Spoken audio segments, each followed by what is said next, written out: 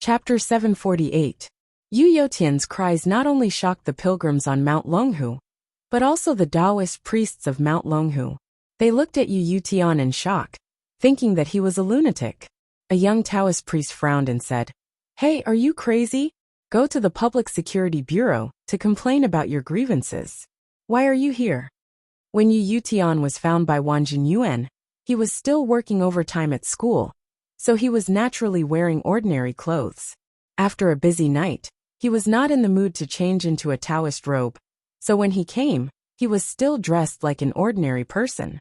Naturally, the Taoist priests of Mount Longhu would not think of him as a cultivator. When Yu Yotian heard the Taoist priest's words, he was immediately furious. He turned his head and shouted angrily, "I'm Yu Yotian from the Punglai sect. Where is Master Zhang? Where is Zhongling?"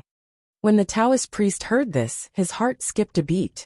He immediately turned around and ran away. He knew that the person in front of him was a peer in the cultivation world, and was not someone he could easily offend. Therefore, he quickly reported the news to Zhongling, leaving Yu Yotian to be pointed at and whispered by the tourists and pilgrims. When Zhongling heard the news, she couldn't help but be stunned. She turned to look at her disciple Zoping. "Why is Yu Yotian here? Isn't he the Taoist companion of the leader of the Punglai sect? Why did he come to our Mount Longhu to complain?" Zoping also said curiously, "I've never heard of such a cultivator before." Zhongling shook her head and said, "The Punglai sect is small, and leader Yu and her Taoist companion are very low-key. It's normal that you haven't heard of them. Hurry up and find Zhang Kongyan for me. I have a bad feeling that something must have happened." Zoping responded, turned around, and went out the door. Not long after, Zhang Kongyan arrived, accompanied by Zhang Lufang, who looked curious. After bowing to Zhang Ling with a smile, Zhang Lufang was ready to watch the show excitedly. When Zhang Ling saw that Zhang Kongyan had arrived, she motioned for Zoping to bring Yu Yotian here. Zoping nodded and turned to go out. About 10 minutes later, Yu Yotian entered the lobby with the urn. When Yu Yotian saw Zhang Ling and Zhang Kongyan, he immediately fell to his knees and shouted, "The Lady of the Earthly Fire, the Lady of Kongyan, you must uphold justice for me." The scene in front of them was really like a historical film, where a wronged person stopped the sedan chair of an official and shouted, "Just an honorable lord, you have to seek justice for this commoner." The people in the room didn't know whether to laugh or cry. Even Zhang Ling, who had experienced many storms, couldn't help but feel a little amused at this time. She quickly said, "Zhenren, get up quickly. What's the matter?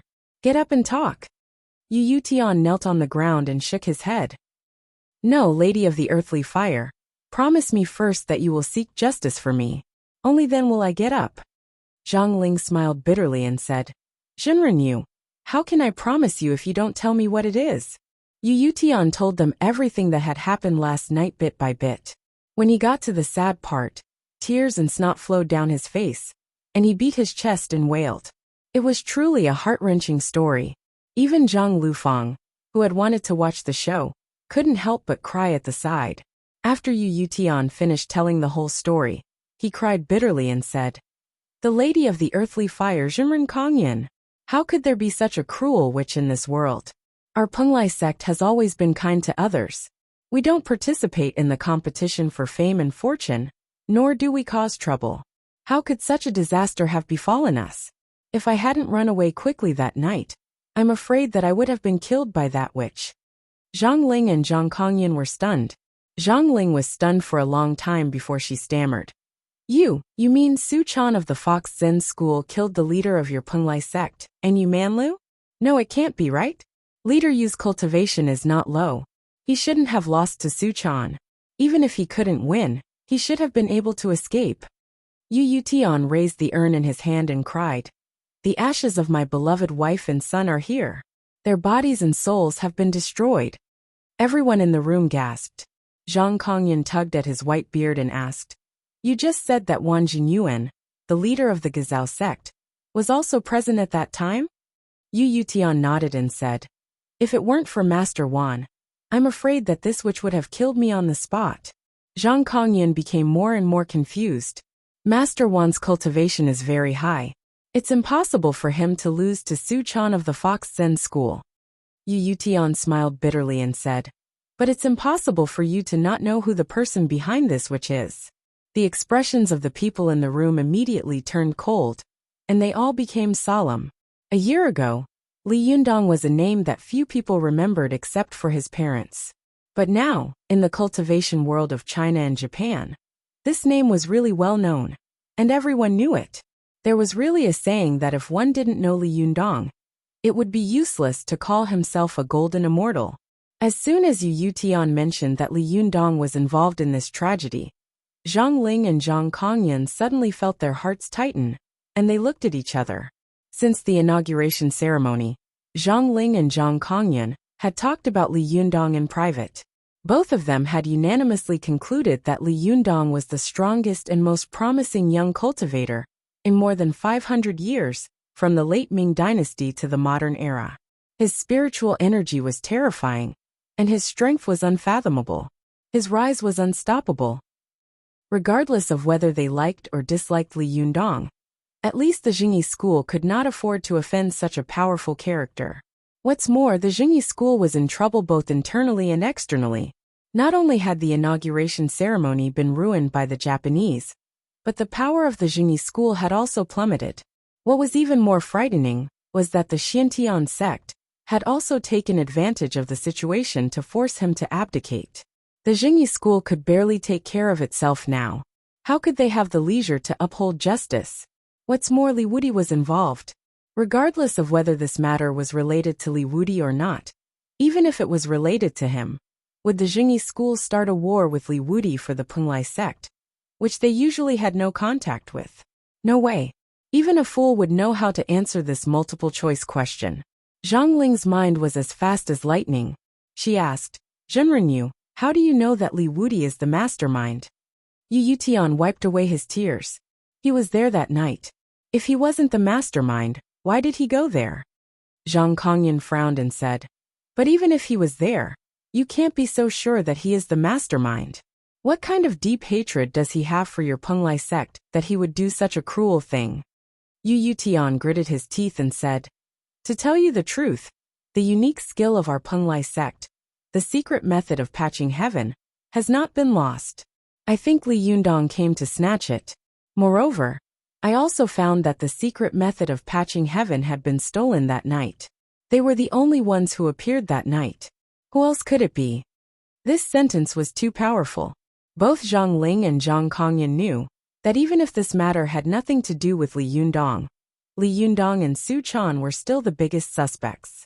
At this time, Zhang Ling and Zhang Kongyan were cautious and didn't say anything. However, Zhang Lufang suddenly asked, Zhenrenyu, how many people know that the secret method of patching heaven still exists in the world? Yu Yutian was stunned for a moment. He knew that this news had been told to him by his wife. He didn't know who his wife had told. Yu Yutian thought for a moment, gritted his teeth and said, no one knows. Zhang Lufang asked curiously, then how did Li Yundong and Su Chan know? It's so strange. Yu Yutian suddenly raised his head and said angrily, do you mean that I'm lying? Zhang Lufang saw his ferocious look, and was so scared that she took a step back. She immediately waved her hand and said, no, that's not what I meant. What I mean is, how did Li Yundong know that the secret method of patching heaven is still with you? Don't you think it's strange? Moreover, Li Yundong can do these things himself. Why did he ask Su Chan to do it? Wouldn't it be much more efficient for him to do it himself? Yu Yutian and Wan Jingyuan had already discussed this before they came. Yu Yutian laughed angrily and said, if he had recovered from his injuries at this time, do you think he wouldn't have wanted to do it himself? Zhenren Zhang, what do you mean by saying good things about him? Do you think I would slander a good person? Zhang Liufang's expression changed, and she said seriously, Zhenrenyu, I don't mean to doubt you, but as far as I know, Zhenrenli is not such a vicious and evil person. Moreover, he was very strict with his disciples at the Taoist assembly. I don't think Su Chan is such a villain. Why don't you calm down and find out the truth first? Yu Yotian's face turned pale. He turned to look at Zhang Ling and Zhang Kongyan and said, the lady of the earthly fire, Zhenren Kongyan. Do you think so too? Zhang Ling and Zhang Kongyan looked at each other. Zhang Kongyan lowered his head and remained silent. Zhang Ling sighed softly and comforted him. Zhenrenyu, this matter is not a trivial matter. I think it's better to be cautious. Why don't you cultivate in Mount Longhu for a period of time? When we find out the truth of the matter, we can make a decision. What do you think? Yu Yutian suddenly remembered what Wang Jinyuan had told him before. Zhenrenyu, it's not that I want to pour cold water on you, but even if you go to the Jingyi school, they may not be willing to help you. Now that the Penglai sect has been destroyed, and the secret method of patching heaven has been taken away by others, what benefits can they get from avenging you? Offending Li Wudi for the sake of a sect that was already in ruins? Do you think they would be so stupid? You have to be careful of being betrayed by others with honeyed words and hidden daggers. Thinking of this, Yu Yutian immediately became extremely vigilant. He held the urn tightly in his arms, stood up quickly, and kept retreating. What do you want to do? Detain me here, inform Li Yundong of the news, and then kill me to keep me quiet? Everyone in the room was speechless. They hadn't expected that Yu Yutian would be so paranoid as to think of them as accomplices. But they couldn't understand why an ordinary person like Yu Yutian would suddenly have a beautiful and happy family destroyed in an instant. His mind had become extremely paranoid, almost to the point of being demonic. He had already determined that Li Yundong and Su Chan were the murderers. Anyone who doubted this was an accomplice. When Yu Yutian saw that everyone in the room was smiling bitterly, he became more and more certain of his judgment. Suddenly he ran out quickly. As he ran he shouted, "Murder! The Jingyi school is going to kill me to keep me quiet." Zhou Ping was furious when she heard this. She subconsciously wanted to chase after him. ***, how dare you slander me? However, Zhang Ling grabbed her, shook her head and sighed. This Shinrenyu is not far from madness. He is already miserable enough. Forget it, let him go. Zhou Ping frowned and said, Master, do you believe his words? Zhang Ling pondered for a while, then asked instead of answering, Pinger, do you believe his words? Zhou Ping was stunned for a moment.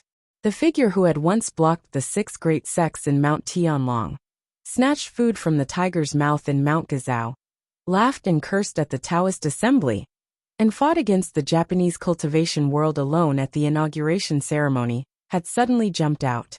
No matter how much she disliked Li Yundong, she couldn't deny the fact that Li Yundong was an indomitable man.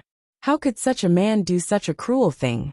After thinking for a while, Zhou Ping said flatly, I believe that the tragedy that happened to him is true.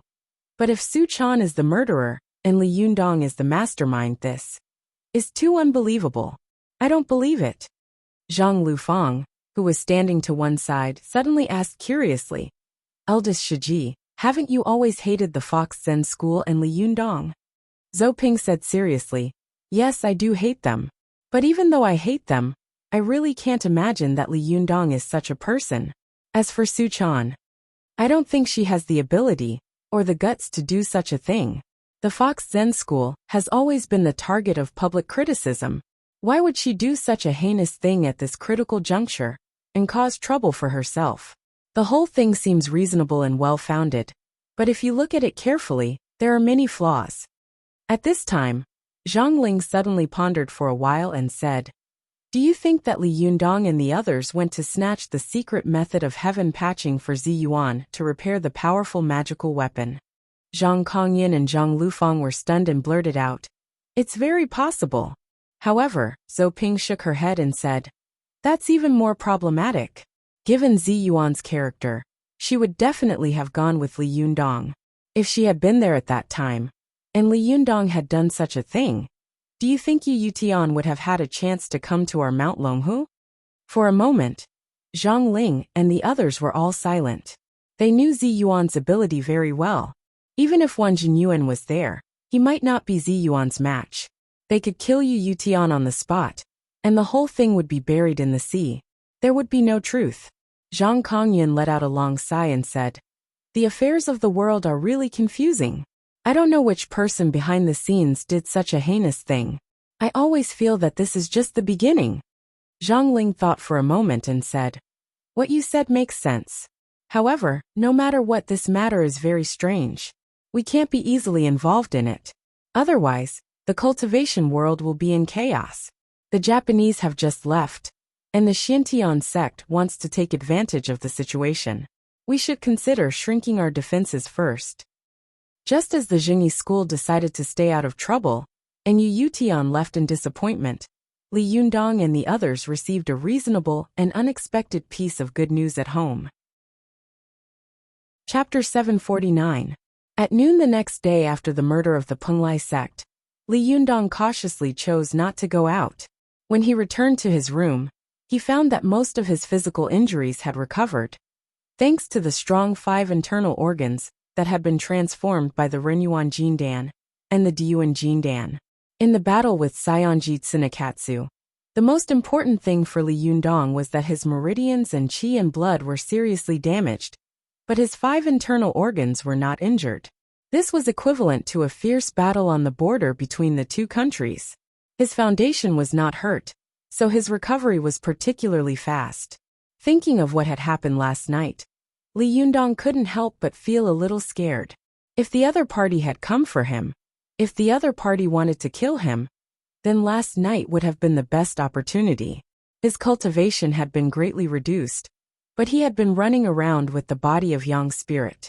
It was really audacious. Thinking about this, Li Yundong didn't dare to run around for a while. He made up his mind to stay by his body and wait for his injury to heal.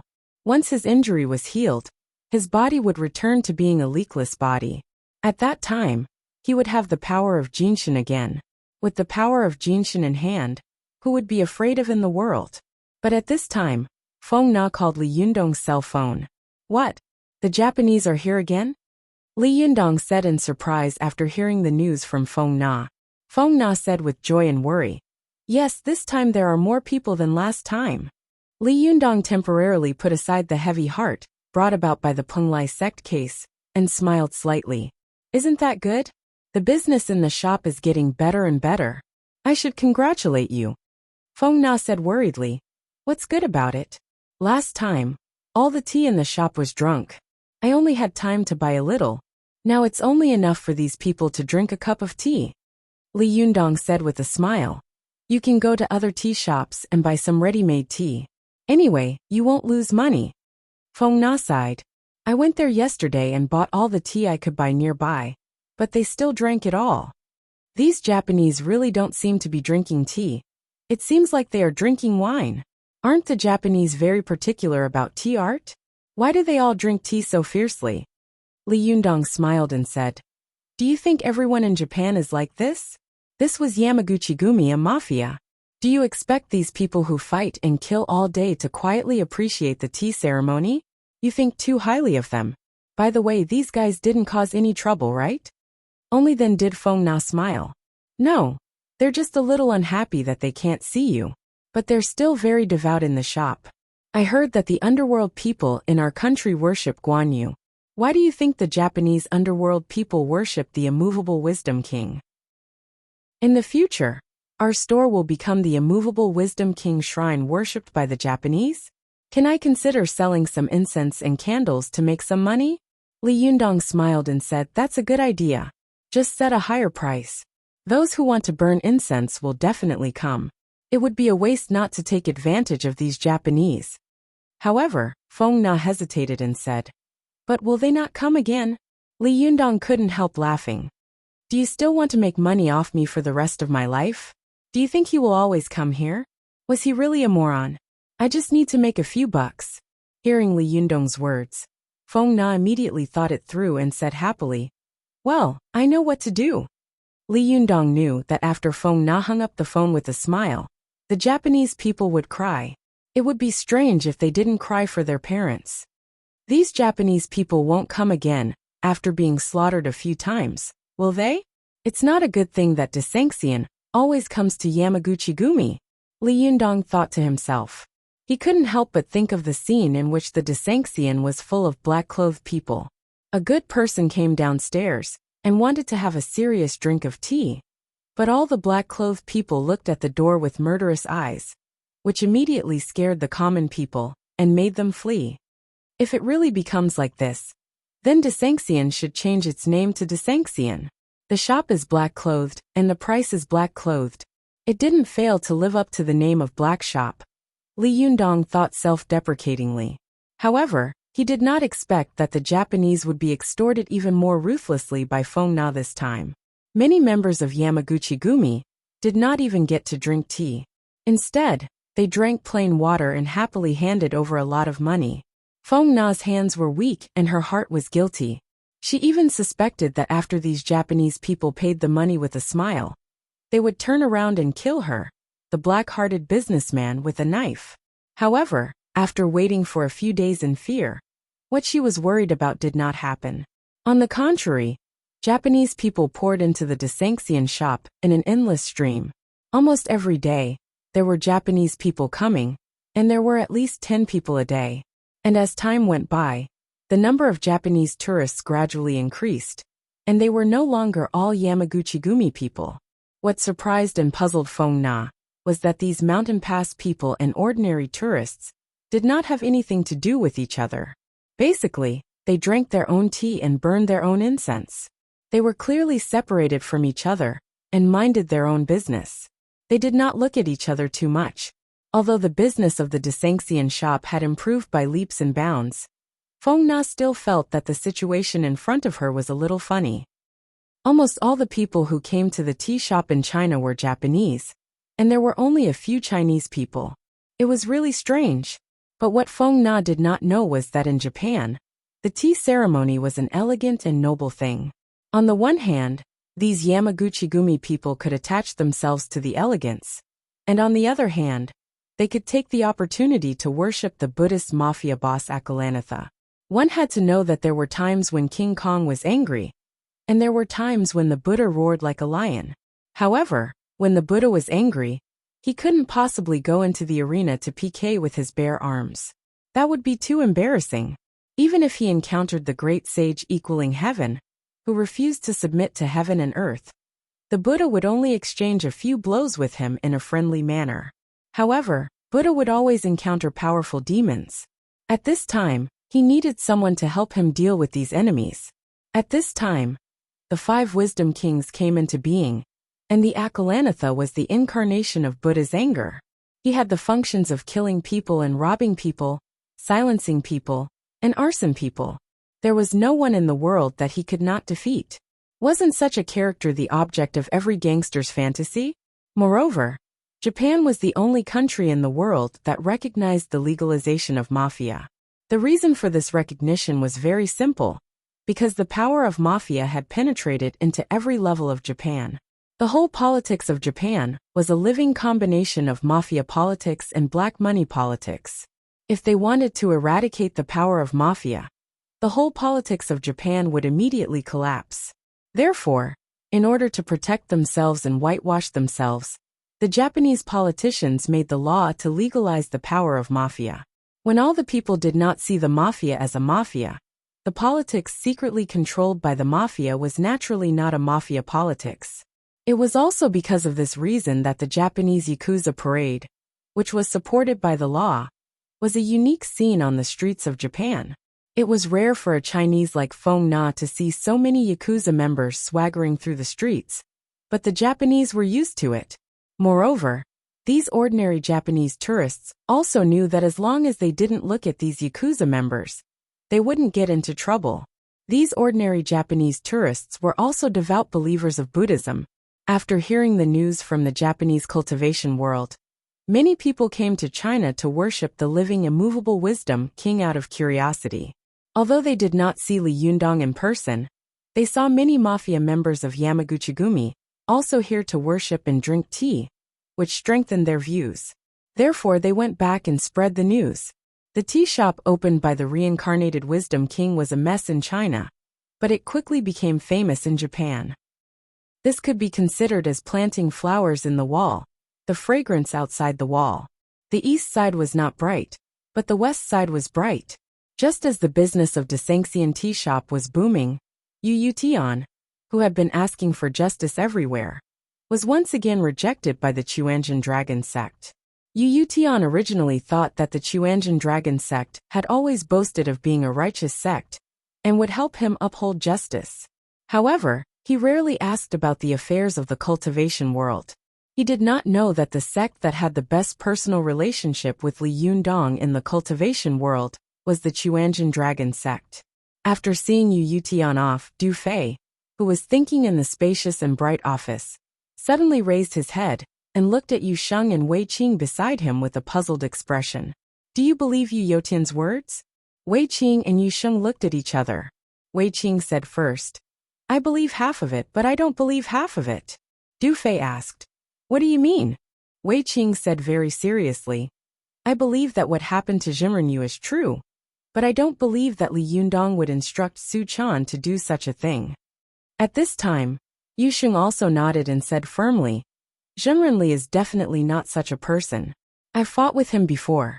Jimren Li has always been aboveboard in fights, and has never won by tricks or conspiracies. Moreover, his Jinqi is majestic and righteous. He is definitely not such a despicable person. If he were such a despicable person, it would be impossible for him to have such Haran Jinqi. As the saying goes, one's appearance comes from one's heart. In the cultivation world, there was also a saying that people's hearts were revealed in fights. Although this saying was not necessarily absolutely correct, it was quite reasonable. Although Du Fei didn't agree with Yu Sheng's reasoning, he agreed with Yu Sheng's final opinion. Du Fei nodded and said, I also don't think Jimren Li is such a person, but this matter happened so suddenly. Jimren Yu doesn't seem to be a person who will give up easily. If he makes such a big fuss about it, I'm afraid it will be very disadvantageous to Jimren Li in the future.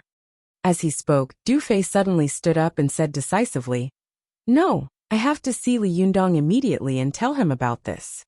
Yu Sheng didn't have much of a reaction when he heard this, but Wei Qing, who was next to him, became excited. Her eyes were shining. Okay, I want to go too. I've been busy all day today, and my head is swollen. It's raining all the time, and the air is so humid that I want to die. I feel uncomfortable all over. Asterisk. Chapter 750. Please remember the domain name of this site. Or search on Baidu. Sanlian Literature website. When Du Fei arrived at Li Yundong's house with Wei Qing, almost all the little foxes in Li Yundong's house had gone to help in the Desanxian store. Even Chao Yi and Lu Yuehong had gone with them. Only Su Chan and Li Yundong were left in the big house. Zhou Qin, Zi Yuan, and the others were cultivating quietly in the house opposite. Li Yundong was very surprised to see Du Fei's visit, but he soon smiled and said, Jinren Du, how have you been? Are you here to urge me to return the burning thumb pot? After Li Yundong borrowed the burning thumb pot from Du Fei, he had kept it with him. It was a bit like Liu Bei borrowed Jingzhou and never returned it. However, he really couldn't leave this powerful magical weapon, and was reluctant to return it to Du Fei. At this time, seeing Du Fei come to his door, he felt sorry for him. So he simply said it first to avoid the awkward atmosphere when Du Fei asked for it. Du Fei laughed, saluted with one hand and said, Jimren Li, you must be joking. This Buddhist powerful magical weapon is like a pearl covered with dust in my hands, but it shines in your hands. The battle between Mount Longhu and Takahashi Shota was really satisfying. If such a powerful magical weapon was in my hands, I'm afraid we could only watch Takahashi Shota escape back to Japan. At this time, Wei Qing was the first to respond. She said with a smile, That's right. If a murderous devil like Takahashi Shota could become a Buddha immediately, it would be too annoying. Fortunately, you are powerful. Otherwise, it would be a great shame for our Chinese cultivation world. Li Yundong laughed and said, Don't mention it. Jimren Du is broad-minded, and let me use this powerful magical weapon to do whatever I want. While they were talking, Li Yundong had already welcomed them into the living room, and turned to ask Su Chan to make tea for them. Du Fei glanced at Su Chan with flickering eyes, then sat down on the sofa and suddenly asked, Jimren Li, do you know why I suddenly came to visit? Li Yundong smiled and said, If it wasn't for the burning thumb pot, I really wouldn't know. Du Fei said with a serious face, Jimren Li, do you know Yu Yutian? Li Yundong's expression suddenly changed, and the smile on his face slowly disappeared. He said in a low voice, I know. How do you know him? Du Fei stared at Li Yunyang and slowly told him about how Yu Yutian had found him. He said, "According to my speculation, Yu Yutian must have found the Jingyi school first, and then came to our Chuanjin sect. However, leader has been in closed-door training recently. He couldn't find anyone, so he came to me." There was a faint smile at the corner of Li Yundong's mouth. "Jimren do you believe that I did this?" As he spoke, he glanced at Su Chan, who was biting her lip. "Or do you believe that she did it?" Du Fei smiled slightly. "Jimren Li, if I believed that you did it, I wouldn't have come here today." Li Yundong asked, "Then why did Jimren Du come?"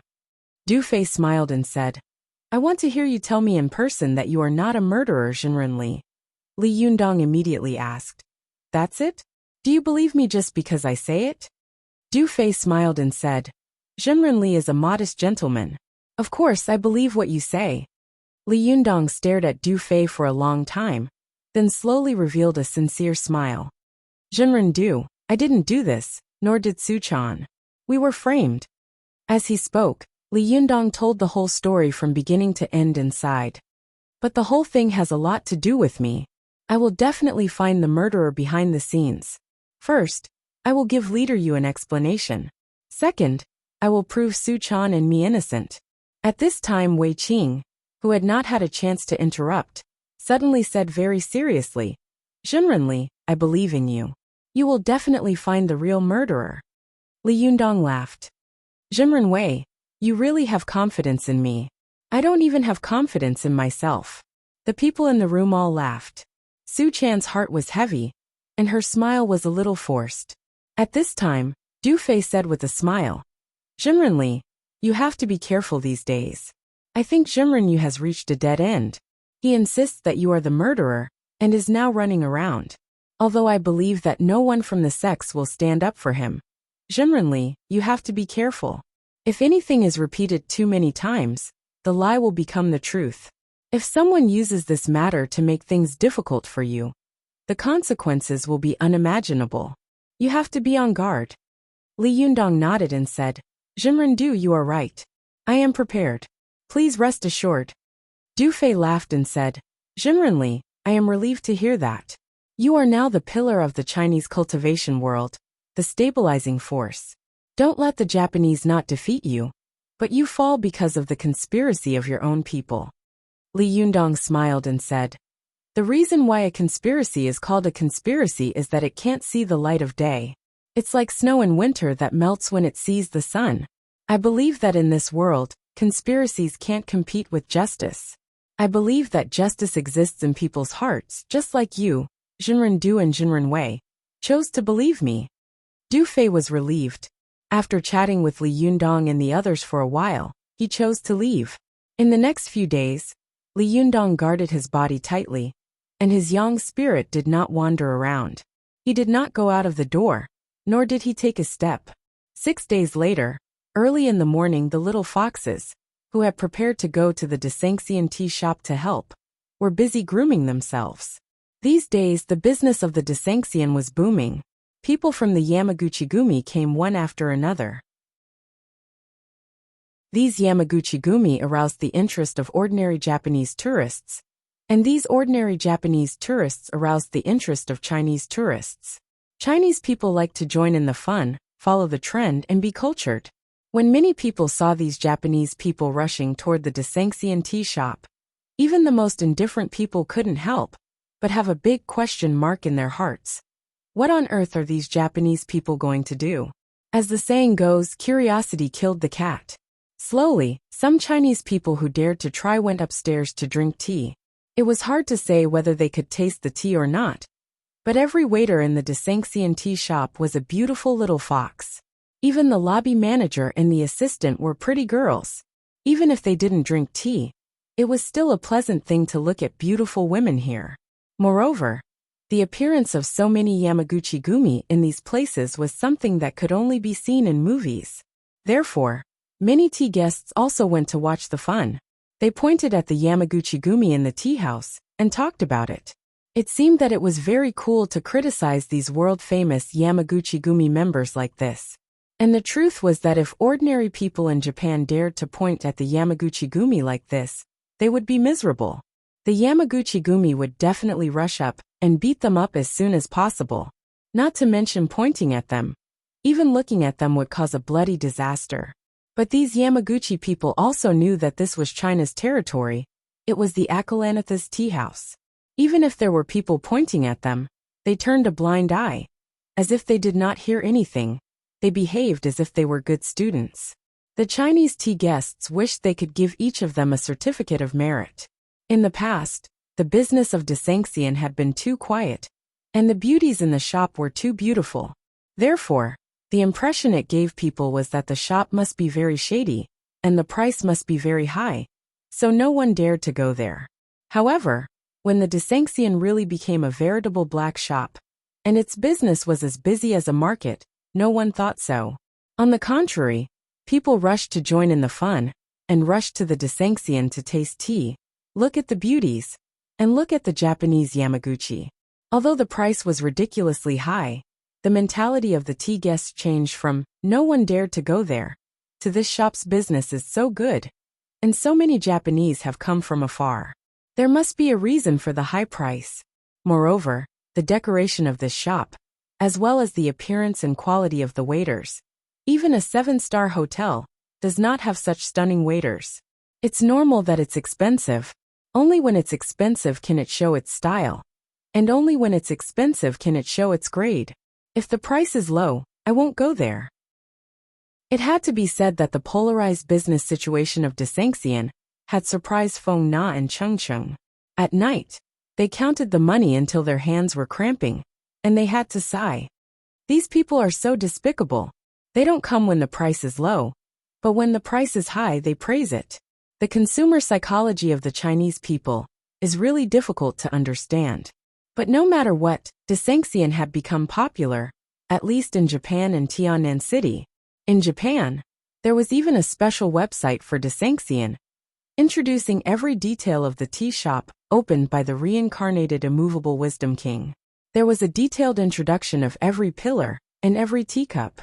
At first, most of the people who logged on were the low-level Yamaguchi-gumi, who had nothing to do. This group of low-level gangsters had nothing to do all day, when they were not fighting or collecting protection fees. They were so idle that they would pick out lice in their crotches and pluck hair from their crotches. When they heard that there was such a website, they immediately swarmed over. But this group of people also had their own families. And their families also had their own friends. Japan was a religious country with nearly 100 million Buddhists, and immovable Wisdom King was the god that all Buddhists believed in. With such a deep mass base, the popularity and traffic of this website rose steadily, and it quickly became popular like a rocket, especially when the Yamaguchi-gumi revealed that Li Yundong had defeated the 3 giants of Japanese Buddhism by himself. These tourists who logged on to the website of Desanxian were all speechless for a while, and then they frantically inquired about the authenticity of this matter in shock. The official websites of Pure Land True Sect, Xinyan Tantrism, and Tiantai Sect were flooded with all kinds of saliva and questions. The enmity between Pure Land True Sect and Tiantai Sect with Li Yundong was too great, so the 2 giants unanimously remained silent. Kaisai Hikariuni of Xinyan Tantrism seemed to be much smarter.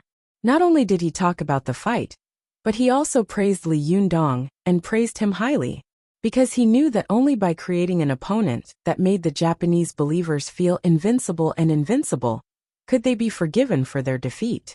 At this time, Ayase Xinguang of Ayase Shinto also stood up to speak, praising Li Yundong as the unique great cultivator in the Chinese cultivation world in recent years.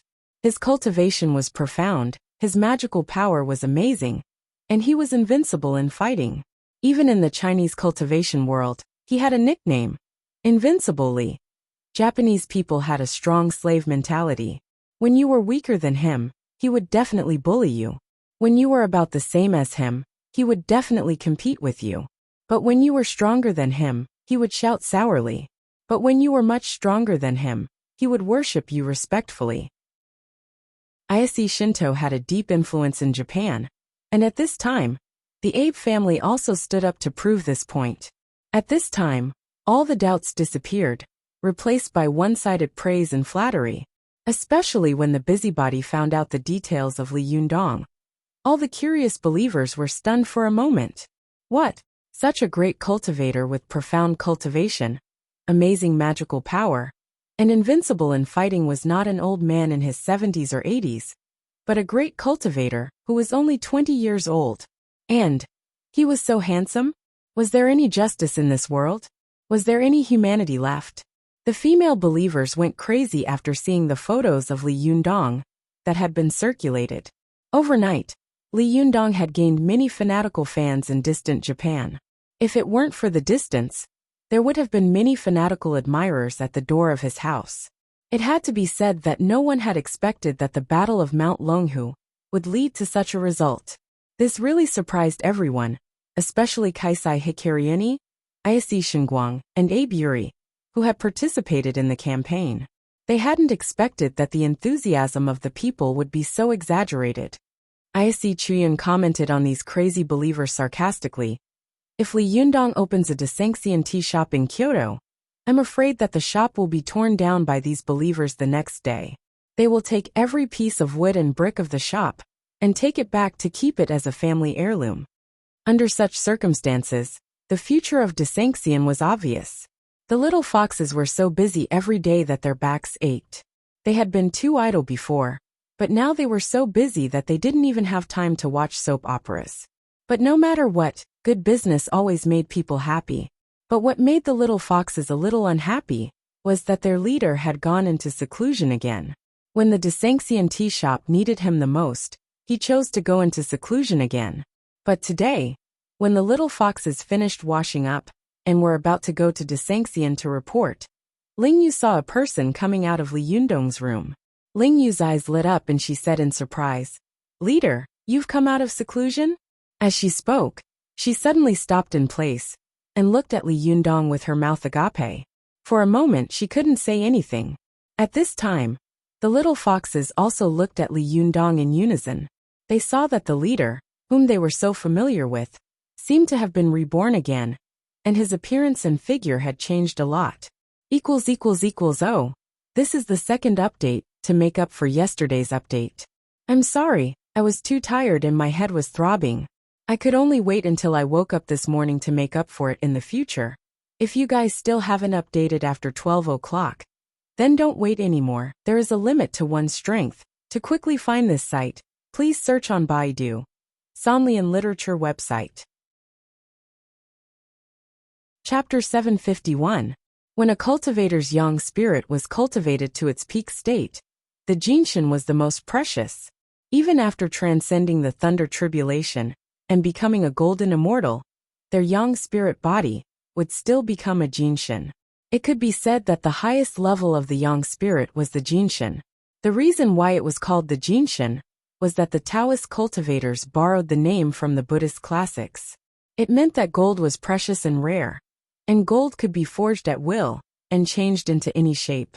The yang spirit of a cultivator could be ever-changing, but it was absolutely impossible for the body to change at will.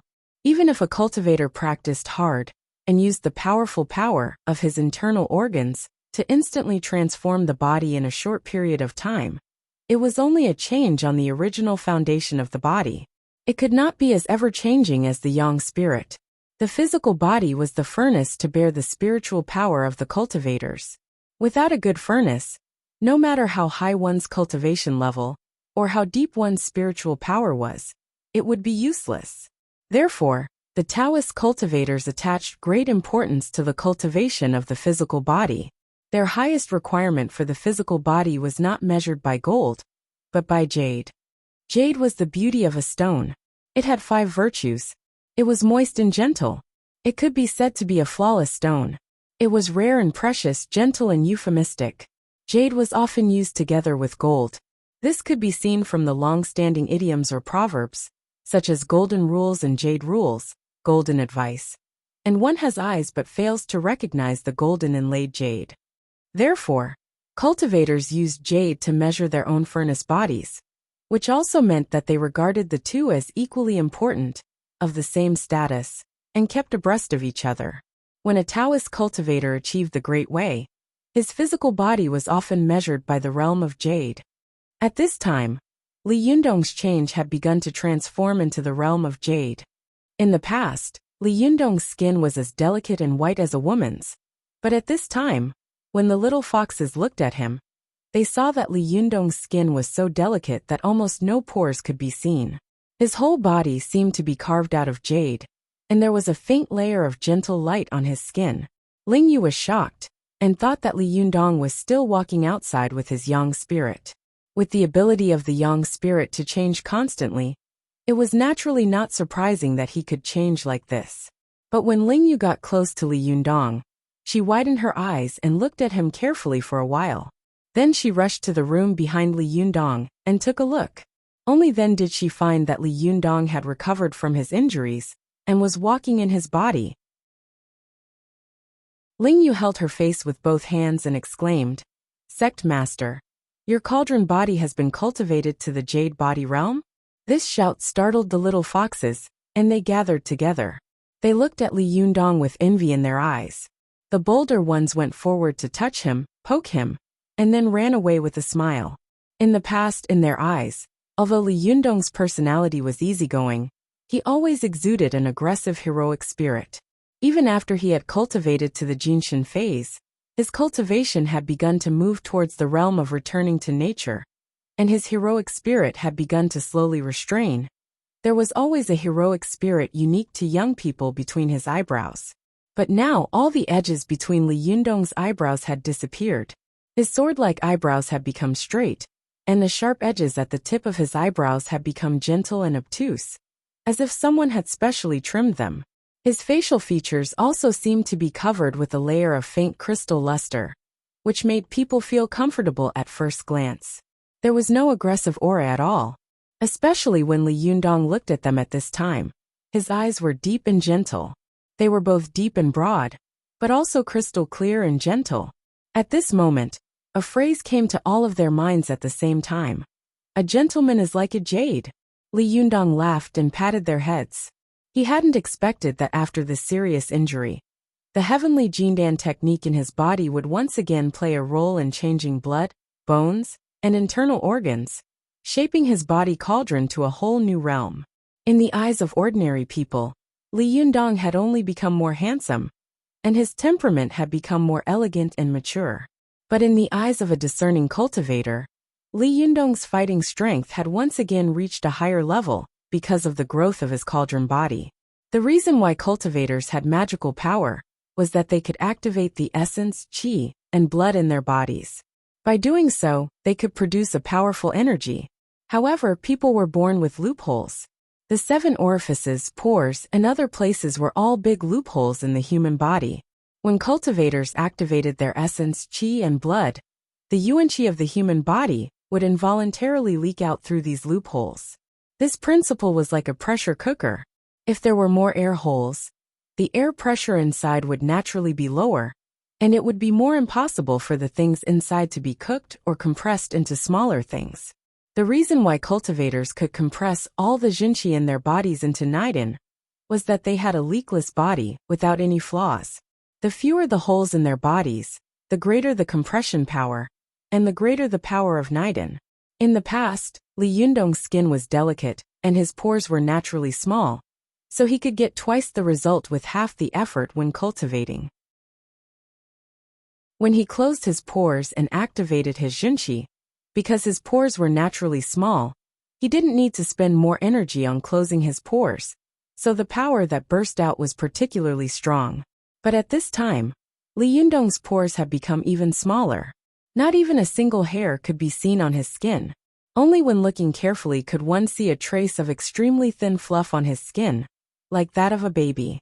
In this way, when Li Yundong closed his pores, he could even use up almost no jinqi, and he could use more jinqi for fighting. In ancient times, the most commonly used words to describe Taoist cultivators, apart from being sage-like, were a crane with a child's face. The reason why it was called a child's face referred to the fact that the skin of cultivators was getting more and more delicate, and their pores were getting smaller and smaller, just like that of a child. Li Yundong was like this now. At the young age of 20 years old, he had cultivated his yang spirit and body to the Jinshin and Jaishin realms at the same time. This was really shocking, and the little foxes couldn't help but be amazed. Li Yundong smiled and drove away the little foxes who had come over to take advantage of him. He smiled at Ling Yu and asked, "Where's Su Chan?" Ling Yu pointed to Su Chan's room and said, "Su Chan has also been cultivating in seclusion these days. I've never seen her work so hard." For various reasons, Li Yundong and the others did not tell the other people of the Fox Zen school about the Punlai sect. Su Chan had taken the blame, so her mind was heavy, and she was unhappy all day long. She hid in her room and cultivated alone. Although her behavior was abnormal, the little foxes all thought that she was unhappy because their master had left without saying goodbye, so they didn't think anything else. Although De Sanxian was so busy that everyone had their feet in the air, and even Zhou Qin had to go over to help from time to time, the little foxes were still very considerate and didn't let Su Chan go over to help. It could be regarded as a lucky hit, so they let her hide at home alone to avoid trouble. Li Yundong looked in the direction of Ling Yu's finger and couldn't help smiling. "It's okay. Let her cultivate well. This girl used to be too playful. It's not too late to mend the pen after the sheep is lost." Ling Yu giggled and was about to speak when the little foxes who were already ready to leave at the door shouted and urged, "Shiji Ling Yu, let's go. We're going out." Only then did Ling Yu turn around and wave to Li Yundong. "Leader, I'll go first." Li Yundong looked at the little foxes standing at the door in groups, grinning and ready to go to work. For a moment he felt very emotional. When he had taken these lawless little foxes down the mountain in Mount Tianlong, who would have known that this day would come? Li Yundong watched with a smile as the little foxes were about to leave at the door, but suddenly they all stopped and looked at the stairwell strangely. One after another, they made way for him. After a while, a tall girl with blonde hair and blue eyes appeared at the door. It was Chris. Li Yundong asked curiously, "Chris? You're back. Has the crew finished filming?" Chris's face was covered with dust. She looked at the little foxes in surprise and asked curiously, "Where are they going?" Li Yundong smiled and said, "They went to the store to help." Chris laughed. "Is the business in the store getting better and better?" Li Yundong cupped his hands and said with a smile, "Thanks to you, it's really good." Chris pursed her lips and smiled. "That's good. You don't have to throw me out to film in the future. I'm so tired that my bones are about to fall apart." Li Yundong smiled and said, "Don't worry, it's just this once.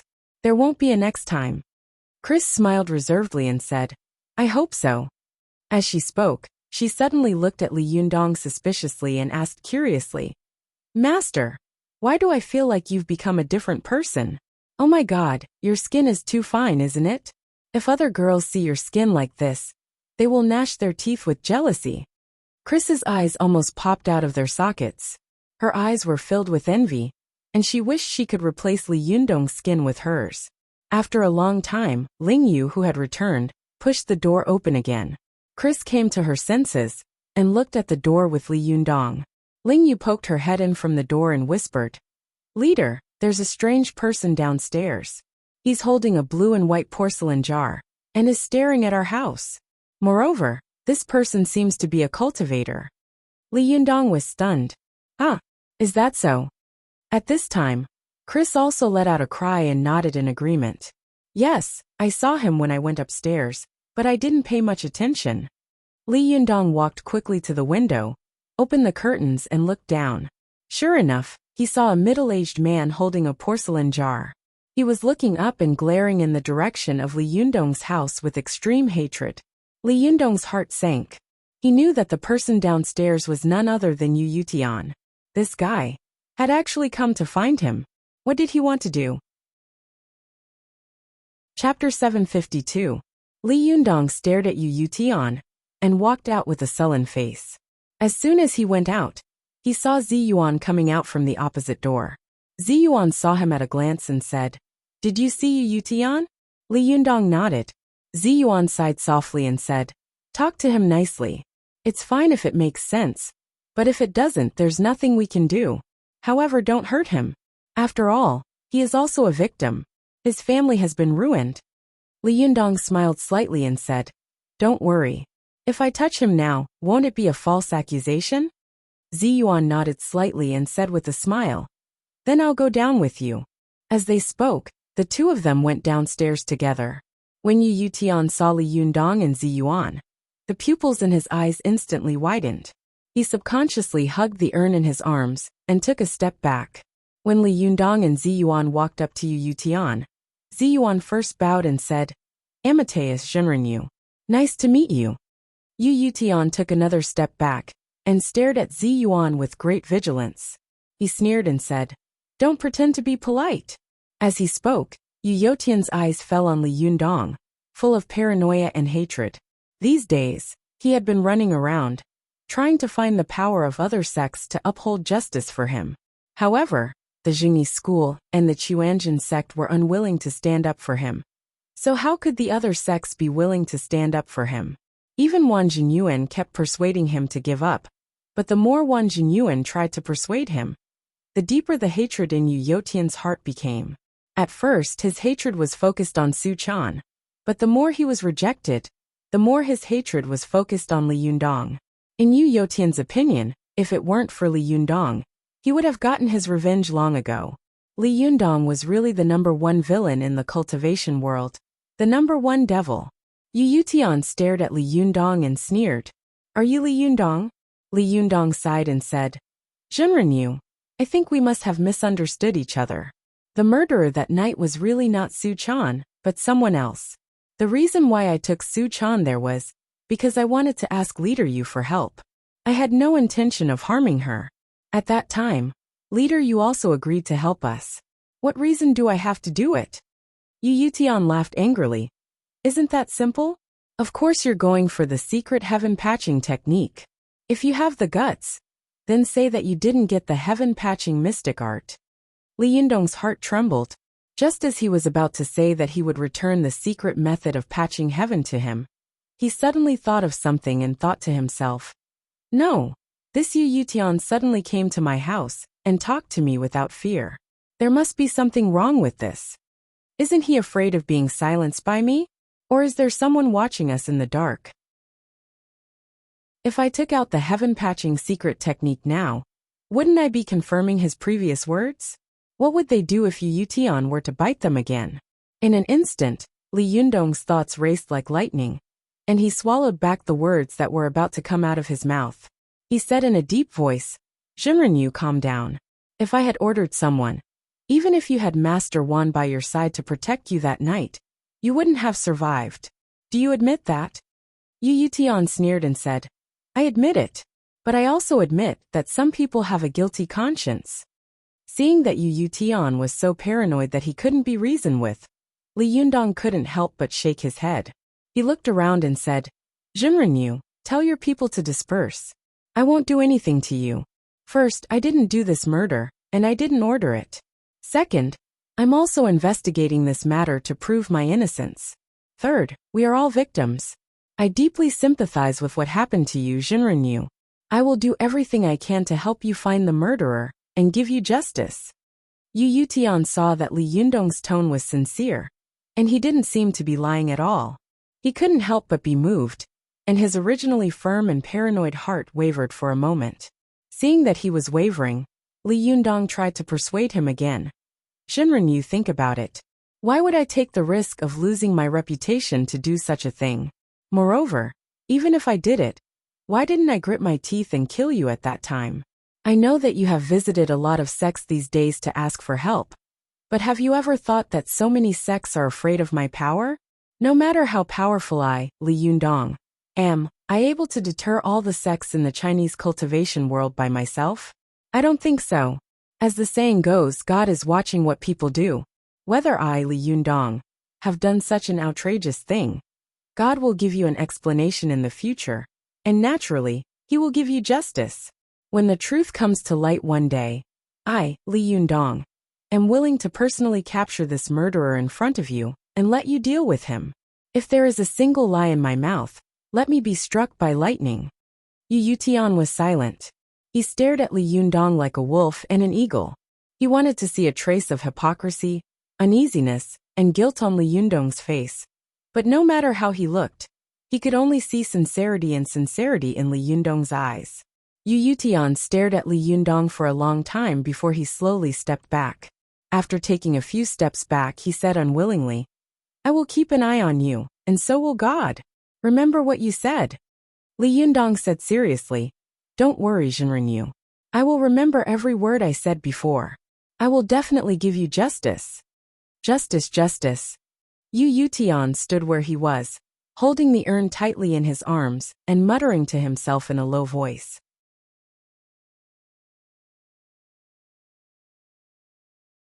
He couldn't help but think of the scene where he had been running into a wall in all the major sects these days. For a moment he had mixed feelings. Yu Yutian couldn't help laughing, and 2 lines of tears rolled down his cheeks. As he laughed, he walked out of the community, ignoring the surprised gazes of the other people in the community. After walking out of the community, a middle-aged man slowly followed behind him. It was Wang Jinyuan. Yu Yutian saw Wang Jinyuan at a glance, and was silent for a while. At this time, Wang Jinyuan sighed and said, "Alas, good eloquence, really good eloquence." Yu Yutian was stunned. He suddenly turned his head and said in a low voice, "What eloquence?" Wang Jinyuan shook his head and sighed. "I've heard that a person with good eloquence can fight against 1,000,000 soldiers with his silver tongue. I always thought that this sentence was unbelievable. After all, no matter how eloquent a person is, when faced with 1,000,000 soldiers, it is impossible for him to stop the rolling torrent of the war machine. But now I believe it." Yu Yotian's eyes suddenly burst into a bright light. "Master Wan, what do you want to say?" Wang Jinyuan looked at Yu Yutian and said, "Jinrenyu, do you believe Li Yundong's words?" Yu Yutian hesitated for a moment and said, "What he said may have some truth." Yu Yutian was originally a language teacher in the school, and he was an honest man. When an honest man went crazy, he became more and more terrifying. When he bit people, he would bite them to the bone. However, as he kept running into a wall these days, his crazy anger and hatred were slowly being tortured. Today, when he met Li Yundong and talked with him, he was moved by Li Yundong's sincerity, and his heart slowly calmed down. He was inclined to be a rational person. As soon as he calmed down, he immediately thought that there were many things wrong. However, Wang Jinyuan was not willing to let him calm down. He immediately added fuel to the fire and said, "Do you believe the reasoning he told you, or do you believe his vow?" "Hey Jinrenyu, you underestimate Li Yundong. He can defeat the entire Japanese cultivation world alone." It can be said that although there are only more than 200 Japanese cultivators from Mount Longhu, they are all top masters in the Japanese cultivation world. They are the elites of the elites. Li Yundong can defeat many Jinshin masters and 2 lightning retribution masters in a row. What does this mean? I shudder when I hear it. When I meet such an opponent, my reaction will definitely be to turn around and run. Even I am like this, let alone others. Jingyi school is now in trouble both internally and externally, and they are unwilling to stand up for you. The Chuanjin Dragon sect has always been on good terms with Li Yundong. If these 2 sects in the cultivation world are like this, how can the other sects be willing to stand up for you? They are all afraid of Li Yundong's divine power. Besides, if you believe his oath, it would be ridiculous. Haven't you noticed that he has already cultivated to the realm of the perfect jade body? This is the highest realm of the immortal Jinshin. He is only 1 step away from the lightning retribution realm. When the thunder awakens, the heavenly thunder will descend. After he passes through the lightning retribution, only the magic formation and the 9 thunders in the world can harm him. How can he be afraid of the 5 thunders? These words suddenly made Yu Yotian's eyes widen, and his whole body tremble. He clenched his fists tightly, and his face turned purple. He roared in a low voice, ashamed and angry. "So that's how it is, so that's how it is. He lied to me." When Wang Jinyuan saw that Yu Yutian was pointing the spear at Li Yundong again, he couldn't help but feel happy in his heart. However, his face was full of compassion. He sighed and said, "Jinrenyu, you are an honest man. It's not good for you to be so gullible." Yu Yutian flew into a rage. He turned around and walked toward Li Yundong's home. "I'll go find him again. However, Wang Jinyuan stopped him and said, "Forget it. I've already sent away the cameraman you invited just now. If you want to take a picture of him attacking you, you definitely won't be able to. Li Yundong is not stupid. Even if he is, Ziyuan beside him is not." As he spoke, Wang Jinyuan patted Yu Tian with a heavy expression and sighed. "Zhenren Yu, your opponent, is really too powerful." Yu Tian's chest rose and fell violently. The corners of his eyes were so wide that they looked as if they were going to split open. A low roar then burst out from between his teeth. Could it be? I, Yu Tian, am unable to avenge the murder of my wife and son just like that? However, Wang Jinyuan's expression suddenly changed and he said, "No, it's not that there's no way to take revenge, but we have to think about it in the long run. Think about it in the long run." Yu Tian repeated these words in a low voice several times. Suddenly, he laughed bitterly and said, "Li Yundong is so powerful at such a young age. I'm almost 50 years old. How can I think about it in the long run?"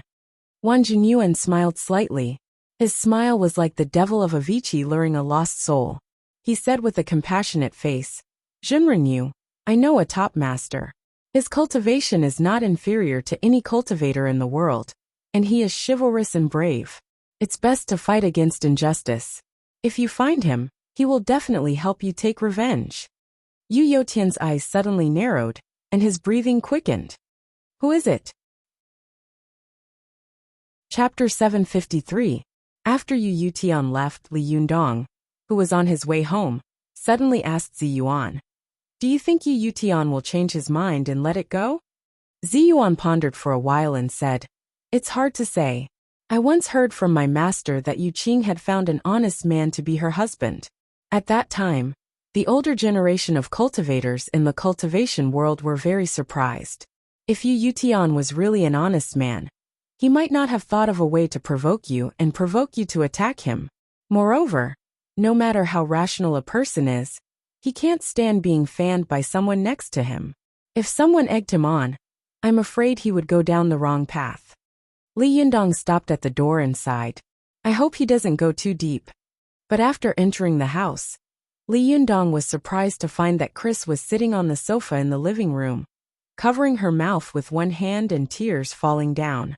Li Yundong and Ziyuan immediately looked at each other. In their impression, Chris had a strong character, and sometimes she was resolute and decisive. She was not inferior to Zhou Qin at all. They had never seen Chris so weak. Li Yundong couldn't help walking over to her and asking, "Chris, what happened? Why are you crying?" Chris raised her head and looked at Li Yundong with tears in her eyes. Her eyes were full of unwillingness, sadness, and struggle. After staring at him for a while, she suddenly stood up, hugged Li Yundong and sobbed. "My grandma is seriously ill and in the hospital. I miss her."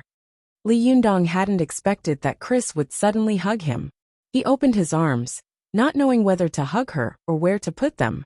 He looked at Ziyuan helplessly, but she turned her face away and didn't look at him at all. Li Yundong had no choice but to pat Chris on the shoulder and ask softly, "Hey Chris, calm down. How did your grandma suddenly become seriously ill? I remember you told me about her. Isn't she a very healthy person? When your brother came to ask you to go back, did he give you false information?" Chris cried on Li Yundong's shoulder for a long time. Then she raised her head, wiped her tears, shook her head, and said, "I just called back to ask. My father and mother both said that my grandmother suddenly had a cerebral thrombosis and was in a severe coma. She was admitted to the hospital and is now unconscious. I just called the hospital and asked about it. I also contacted the head nurse in charge of my health. She told me that my grandma might have a hard time this time." Chris had grown up with her grandmother and had a deep relationship with her. Once she confirmed that Lin Guoying had fallen ill, Chris immediately panicked. She was so anxious to return home that she couldn't wait to rush back to her grandmother's side. When Li Yundong heard what she said, he secretly admired Chris for being so meticulous at such a critical moment. If it were anyone else, they would have thrown the phone away and immediately bought a plane ticket to rush back. But Chris was still calm enough to call the hospital and even find the head nurse. Amazing, really amazing, Li Yundong thought to himself. Regardless of the race of Chris's skin, the courage and meticulousness this woman showed during the school shooting are enough to make people look at her with admiration. At this time, in the face of danger, she was able to grasp the key to the problem at once and couldn't control her emotions until she confirmed the facts. Such a firm will is really rare. In the future, if her cultivation is successful with her character, I'm afraid that she will also be a first-class fighter. This thought flashed through Li Yundong's mind. He patted Chris on the shoulder and comforted her. Don't worry. Filial piety is the most important of all virtues. Don't think that we cultivators are cold-blooded animals who don't eat the food of the world and don't care about worldly feelings. You should go back quickly. Chris looked at Li Yundong gratefully and turned to walk to her room. But after taking 2 steps, she turned around again and said with a worried face, Master, if I go back this time, I won't be able to come back again, will I? Li Yundong looked at her worried and unwilling expression and suddenly laughed. What's wrong? Are you tired of being a nominal disciple? Or do you dislike me for not teaching you cultivation? Chris lowered her head, forced a smile, and said bitterly, I know. I'm an outsider. An outsider. You will always have a lot of concerns. Li Yundong fixed his eyes on Chris. He suddenly walked over and pulled her to the sofa. He patted her on the shoulder and motioned for her to sit down. Chris, in fact, skin and race are not important. What's important is the huge difference between us. In the eyes of Americans, you are a national expert. But can you really understand the real language? Not to mention you. Even I find it difficult to read it. I'm afraid that only people like Zi Yuan can read it smoothly and freely. Moreover, when you read the poems, can you really feel the beauty of these poems like we do? Li Yundong sighed and said, You are very good. But can you translate the sentence sparse shadow slanting across the clear water, faint fragrance floating in the moonlight at dusk perfectly? Even if you can the translated sentence have the artistic conception of this poem? For example, your proudest poet Whitman. In his Leaves of Grass, I remember there is a poem called From the Vast Sea of People. When translated, a few lines of the poem are, From the vast sea of people, a drop of dew comes slowly and whispers to me, I love you, and soon I will die. After walking through thousands of mountains and rivers, I just want to see you and touch you. As long as I don't see you, I won't leave the world, because I'm afraid of losing you. Chris, I dare say that in our country, as long as a person is a little conceited, he will dare to pat his chest and say that his poem is 100 times, or even 10,000 times better than this poem. Could it be that they had really picked Whitman? No, this is caused by the huge gap between the East and the West. The translation of The Dream of the Red Chamber and The Romance of the Three Kingdoms will always be niche books for Westerners. But in our East, these are classics that everyone must read. As he spoke, Li Yundong pressed his hand on Chris's shoulder. A wave of heat emanated from his palm, making Chris feel an inexplicable and powerful force enveloping her body, filling her body and mind with a sense of awe.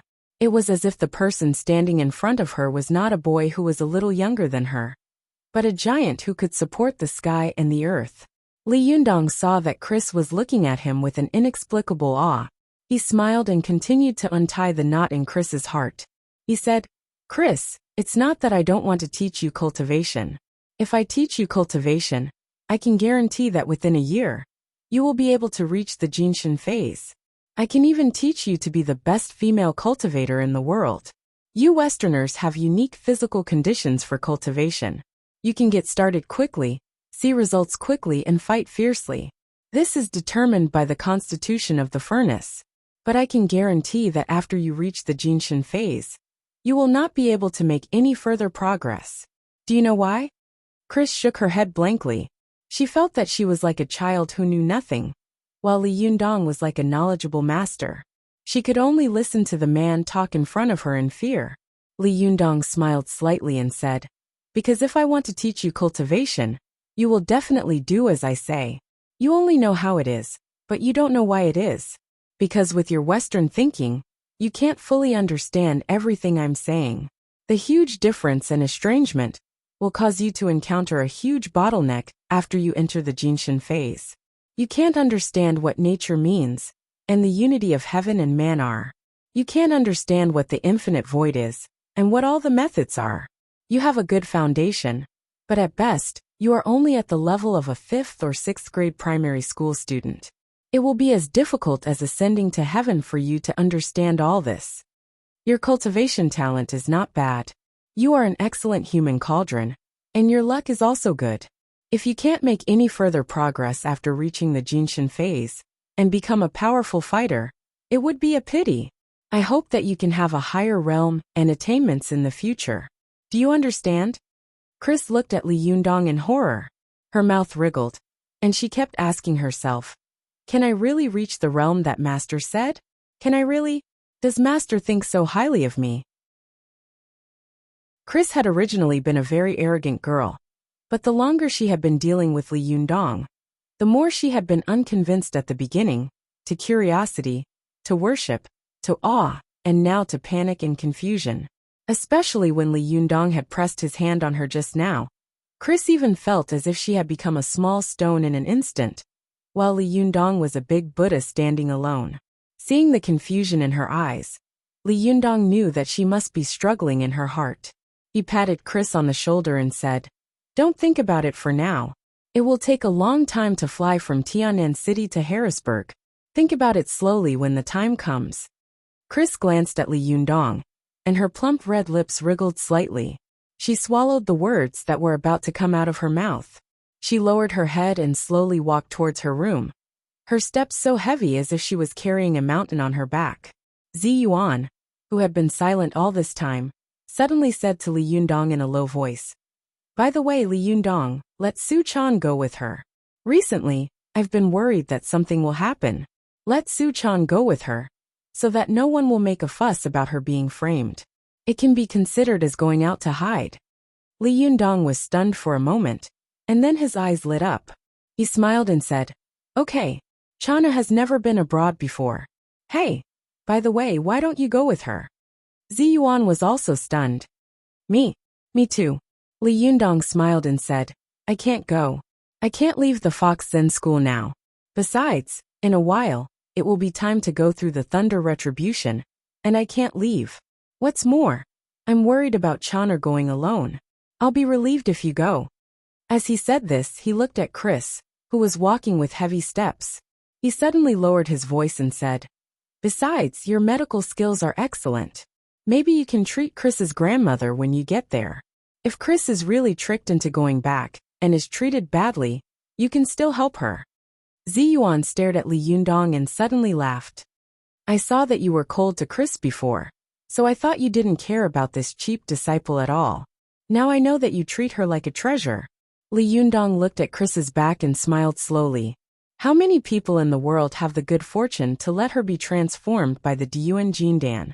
If I let such a person go, she will immediately be accepted as a disciple by other sections. Won't I make a strong enemy for myself later? Zi Yuan smiled and said, "Okay, I know what you're thinking. I'll go. Don't worry." As she said this, she turned and walked to her room, ready to pack her luggage. Li Yundong looked at her back and smiled. He had another purpose for sending Zi Yuan away, to give her a surprise and compensation. Before she came back, he wanted to learn the secret method of patching heaven and repair her powerful magical weapon. If Zi Yuan were there, with her character, she would definitely not allow Li Yundong to read the secret method of patching heaven. So Li Yundong could only send her away as far as possible. After watching Zi Yuan leave, Li Yundong returned to his room and opened the secret method of patching heaven. A line of words popped up on the first line. In the past, Gonggong and Zhuanshu fought for the throne.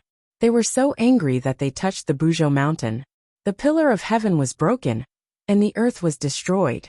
The sky tilted to the northwest, so the sun, moon, and stars moved.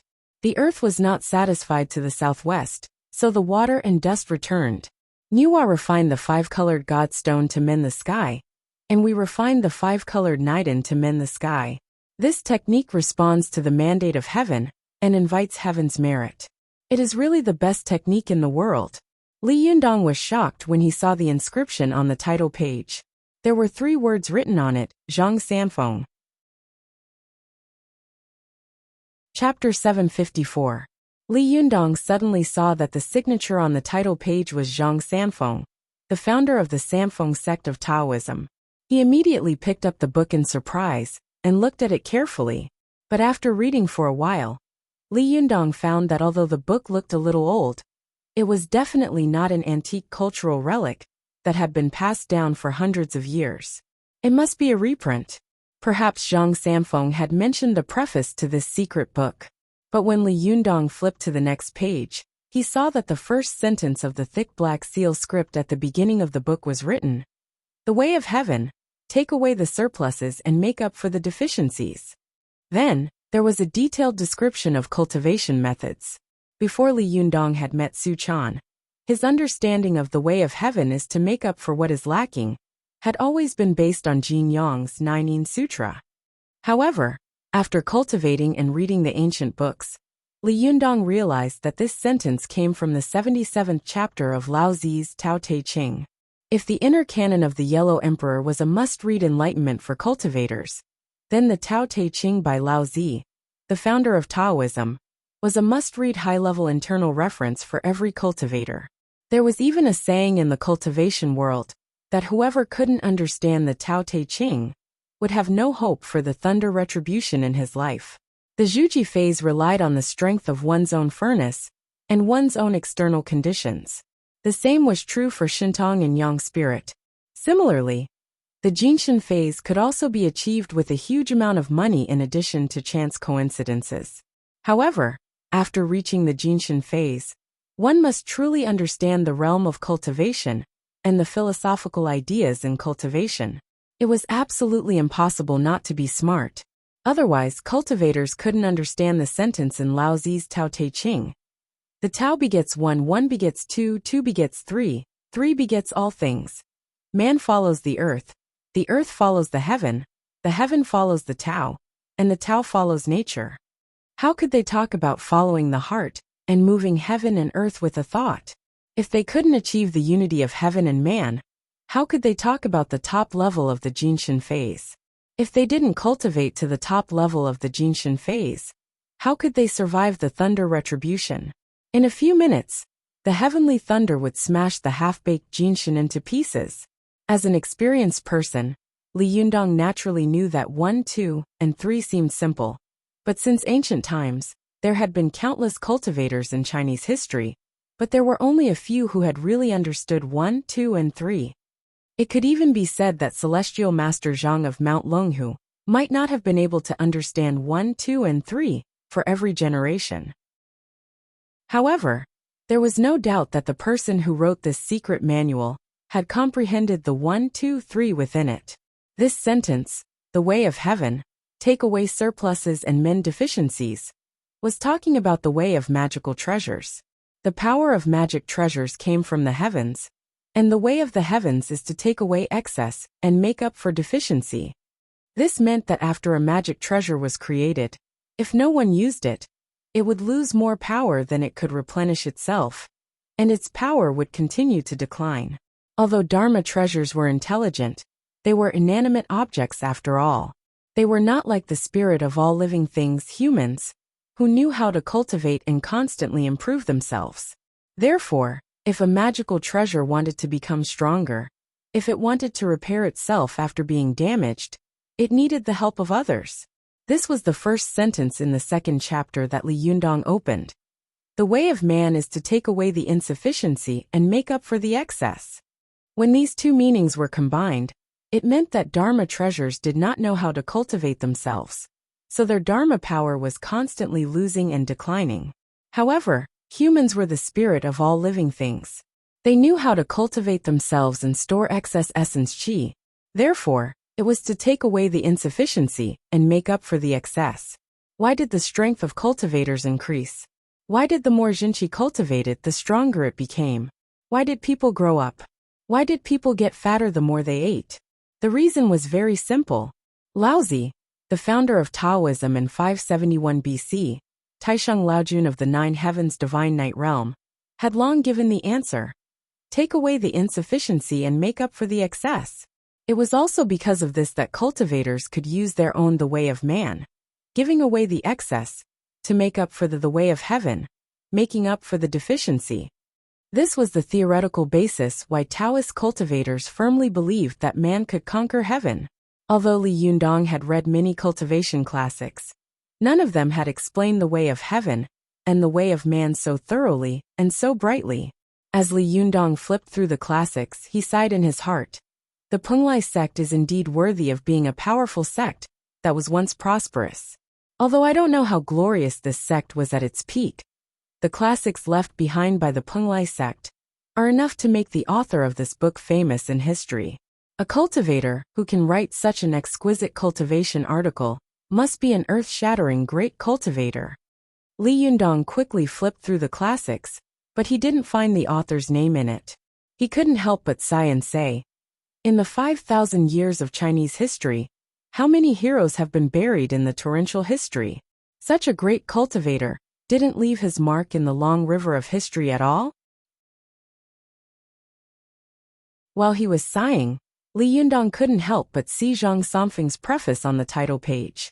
He suddenly thought, could it be that after reading this classic, Zhenren Zhang comprehended the truth of cultivation and founded the Samfeng sect?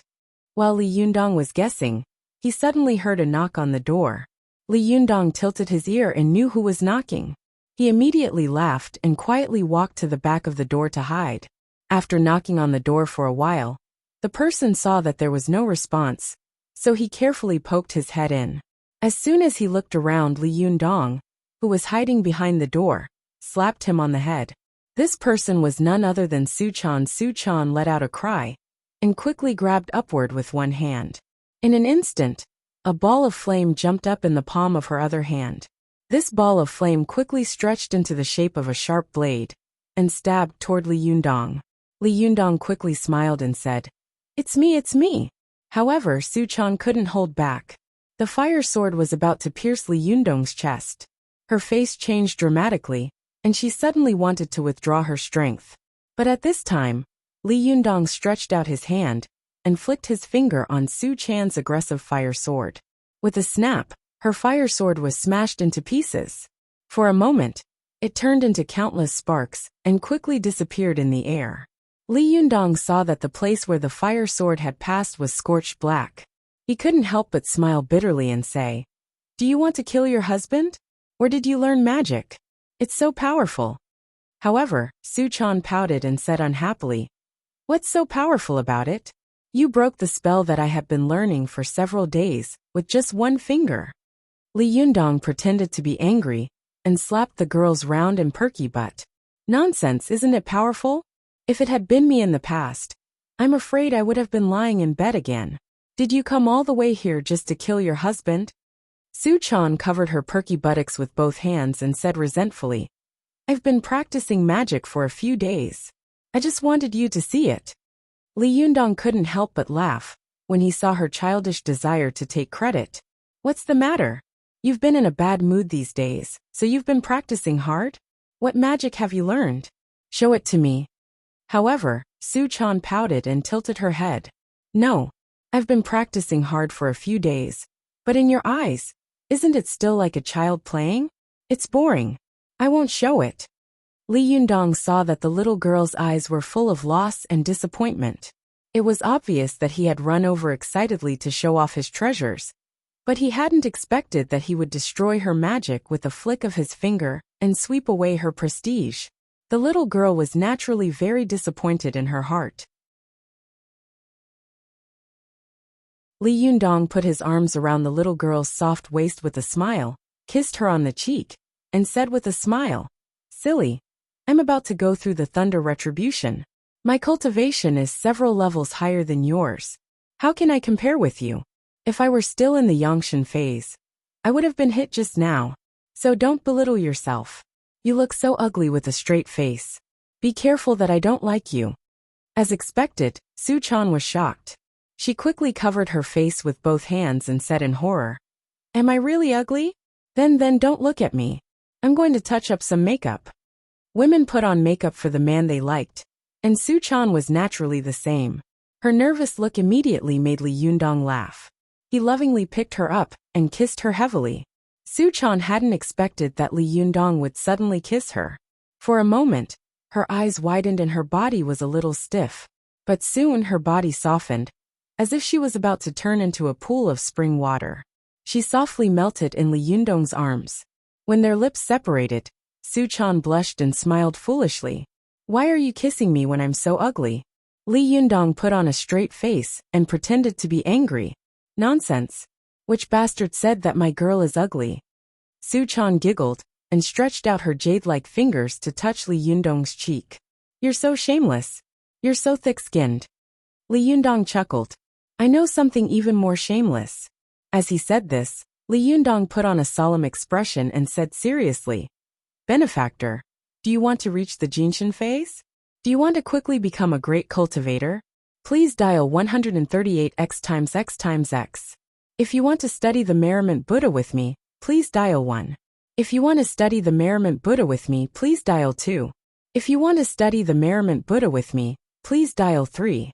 If you want to study the Merriment Buddha with me, please dial 4. If you want to study the Merriment Buddha alone, please hang up." For a moment, Su-chan's cheeks turned red. She leaned on Li Yundong's shoulder and laughed so hard that her whole body trembled. However, Li Yundong still said seriously, "This benefactor, this Tanyu, this beautiful girl, hurry up and choose your number. Do you want to choose 1, 2, 3, or 4? Please feel free to choose. I won't force you." These days, Su-chan's mind had been heavy, and she had been depressed. At this time, when she was teased by Li Yundong, she laughed so hard that the unhappiness in her heart seemed to fly beyond the clouds. She blushed, bit her lips gently with her snow-white teeth and giggled. "Can I choose to hang up the phone?" Li Yundong said in surprise. "What? Haven't you already cultivated this magic skill to the 9th level? You still want to cultivate it? Aren't you afraid of getting calluses?" Su-chan giggled and leaned against Li Yundong's ear, blowing like orchids, but her hand boldly touched Li Yundong's lower body. She looked at him coquettishly and said softly, "Yundong, you are now in the Jinshin phase." With a beauty in his arms, speaking softly and with a faint fragrance, it was really erotic. As soon as Su-chan's hand moved down, Li Yundong immediately became angry. The Vajra pestle was raised high, and the little girl's hand was so scared that she retracted it. But when the little girl's eyes showed a hint of charm that was enough to melt Li Yundong, and when her hand reached down again, Li Yundong grabbed her hand and said softly with a smile, "Little girl, there's still a long time. You'll go out in a while."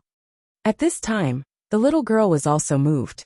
Her eyes were like silk, and she asked with blurred eyes, "What? Why should I go out? I don't want to go out. I want to be with you." Li Yundong laughed, hugged the little girl, and kissed her heavily again. Their tongues were entangled, and they were locked in a fierce battle.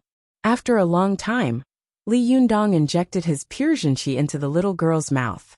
When Su-chan received this Jinchi, her whole body suddenly trembled, and her mind slowly became sober. Only then did Li Yundong let go of her. He smiled and told her about Chris, saying, "Accompany her to have a look. Just be her bodyguard this time, okay?" Although Su-chan was reluctant to leave, she also knew that Li Yundong actually wanted her to leave this troublesome place for a while. So she used this excuse. The little girl looked at Li Yundong reluctantly, drawing circles on his chest with her fingers, and said with some resentment, "But how long will it take?" Li Yundong said with a smile, "It will be very soon. It will be a few days, at least 10 days at most. Anyway, I will definitely come back before the spring festival. If you want to spend it outside, I won't allow it." Only then did Su-chan's worry turn into joy. But just as the little girl was about to speak, she suddenly heard Chris's surprised voice coming from outside. "Shiji Ziyuan, what are you doing? What are you thinking about?" Ziyuan's panicked voice came from the door. Aye. I'm fine. Are you okay? Let's go quickly." As she said this, she cleared her throat and pretended to be calm as she said to Li Yundong, "Li Yundong, we have to go." Li Yundong took Su-chan's little hand and went out of the door, only to see that Ziyuan had already hidden at the door. Although her back was facing him, from her snow-white and slender neck, He could still see that this fairy sister's face was blushing all the way to the root of her neck. The pink and decadent color was really frightening. Only then did Li Yundong realize that Ziyuan had been eavesdropping just now. This fairy sister is not kind. Late at night. I worked hard to finish a chapter. Benefactors, Tan, you beautiful girls. Do you want to understand the happy Buddha? Do you want to choose 1, 2, 3, or 4? Please feel free to choose. I will not force you. Hey, I'm just kidding. Recently, some readers have been asking me about opening a group. Many enthusiastic readers want to provide me with a VIP group, but a group of 200 people is really a little inadequate, so I'd better consider opening a super group of 500 people in the future. Now the super group is open. 82313993. If you want to join, hurry up. This group will probably be full in a day. However, I will go to sleep in a while, and I guess the group leader will also go to sleep. There are only 2 administrators in the group, so even if the children add in the middle of the night, I'm afraid they won't be able to get in. It's better to wait until tomorrow morning.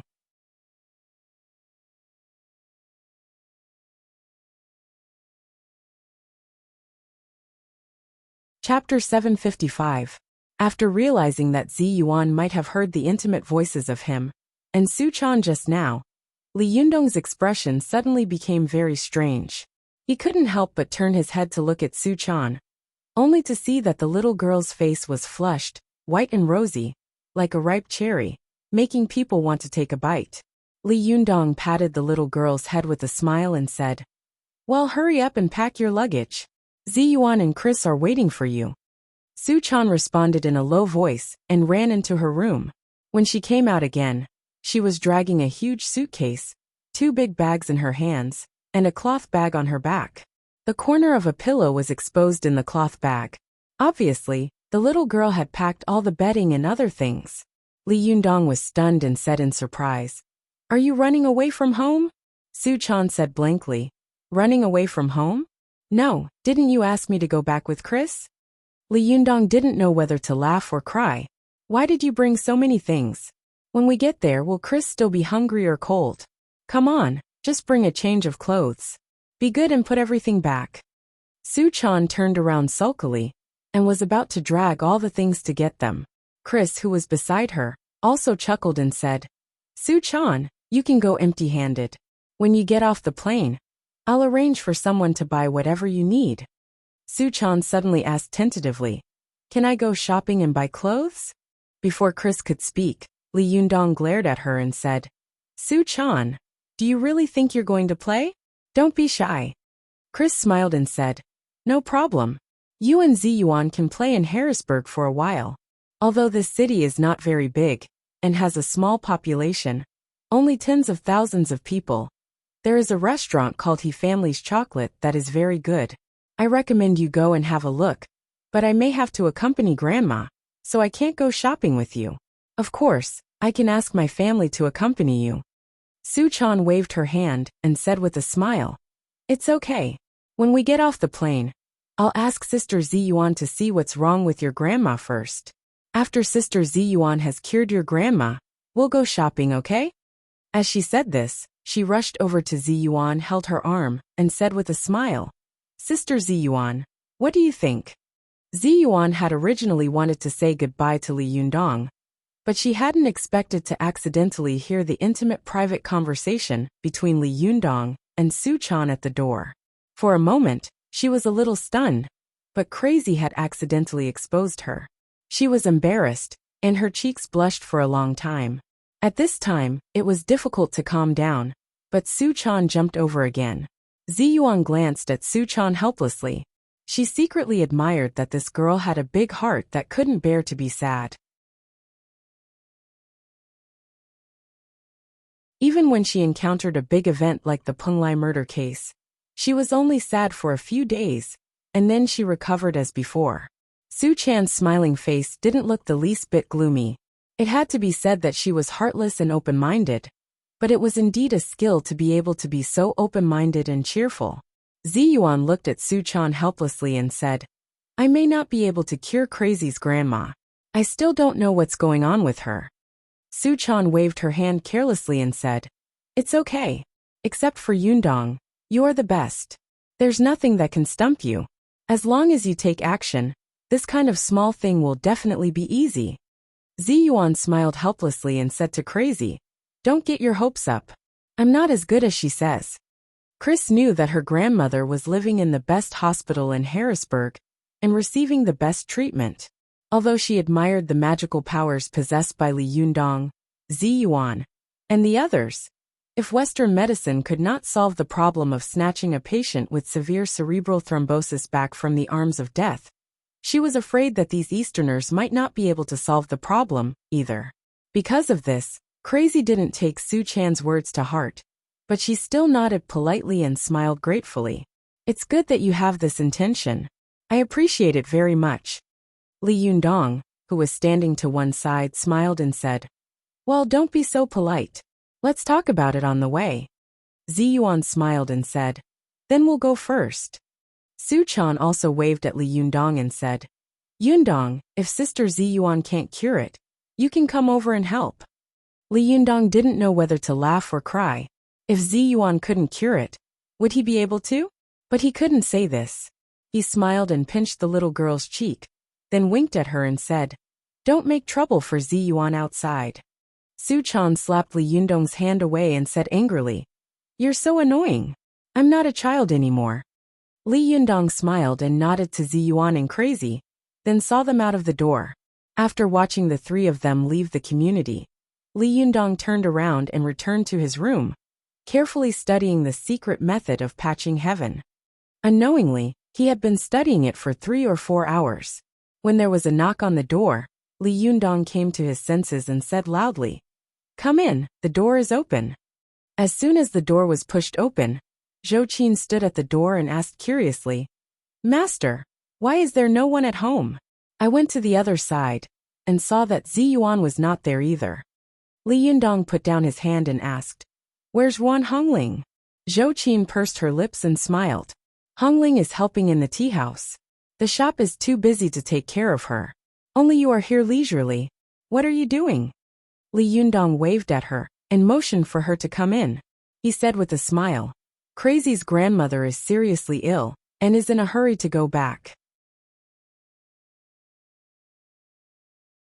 I asked Ziyuan and Su-chan to go back with her." Zhou Qin suddenly smiled, but her eyes fell on the book in Li Yundong's hand. She looked at it for a while and asked curiously, "Is this the secret method of patching heaven that you brought back from the Punglai sect?" After Li Yundong had returned home, although he had hidden the matter of the Punglai sect from the whole Fox Zen school, he had been blunt with Zhou Qin, so she had recognized the secret record at a glance. Li Yundong nodded. He handed the secret method of patching heaven in his hand to Zhou Qin and said, "I originally wanted to copy this book, but my handwriting is too ugly, so I didn't. You can copy it." Zhou Qin hurriedly waved her hand. No, if we copy it and someone finds out, won't it be a false accusation?" Li Yundong couldn't help laughing. "Haven't you always been very bold?" Zhou Qin stared at Li Yundong with a complicated look in her eyes and suddenly whispered, "Master, I'm not afraid, but you can't have your reputation tarnished." Li Yundong stared at the beautiful lady in front of him and suddenly said with a smile, "Don't be silly. I asked you to make a copy not because I want to covet the magic recorded in this cultivation manual. I just don't want such a peerless magic to disappear from the world. If people scold me after this, let them scold me. Anyway, I don't think I'll be able to listen to it." Only then did Zhou Qin understand. She looked at Li Yundong with admiration and said, "Master, you're right. I'll make a copy now. As long as you have a clear conscience, it doesn't matter what others say, right?" Li Yundong nodded with a smile and said, "That's the truth. Go ahead." Zhou Qin took the secret method of heaven patching and turned to go out. Li Yundong looked at her slim figure and smiled slightly. He turned his face and continued to ponder about Yu Tian. But not long after Li Yundong thought about it, Zhou Qin came in with a stack of paper and said with a smile, "I've done it." Li Yundong was startled. "What? So fast? Are you a clerk? Even a clerk isn't as fast as you, right? It's only been less than 15 minutes, hasn't it?" Zhou Qin covered her mouth and giggled. Master, you've cultivated so hard that your brain has become stupid. Don't you know that there is a machine called a photocopier? Li Yundong's eyes widened. A photocopier? Where can we get a photocopier? Zhou Qin looked at Li Yundong helplessly. Master, there is a photocopier downstairs. Li Yundong also looked at Zhou Qin helplessly. Zhou Qin, Miss Zhou, you can't be lazy like this, can you? If someone sees you copying the secret method of heaven patching, what will they think? Isn't it like yellow mud falling into your pants? Even if it's not sh*t, it's still sh*t? Zhou Qin smiled and waved her hand. Don't worry, I've specially looked around.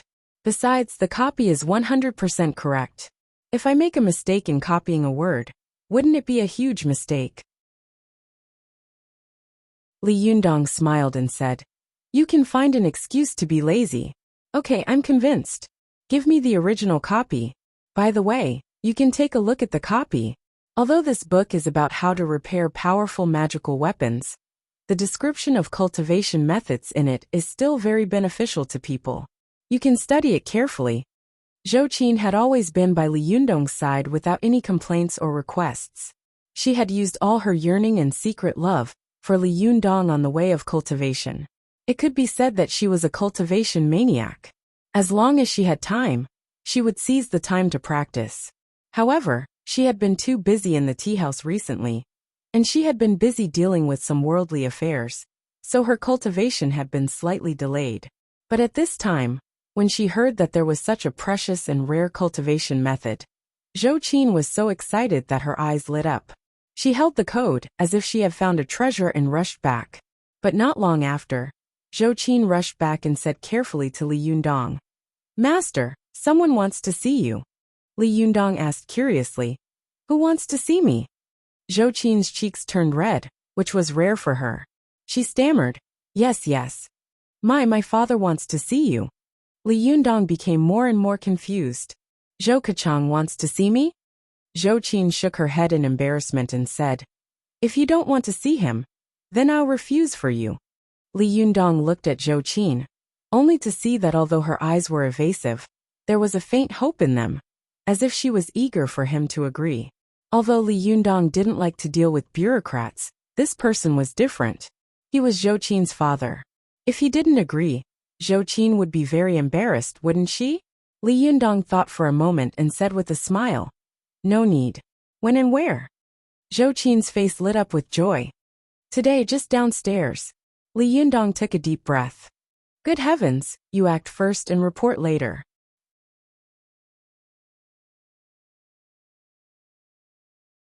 Chapter 756.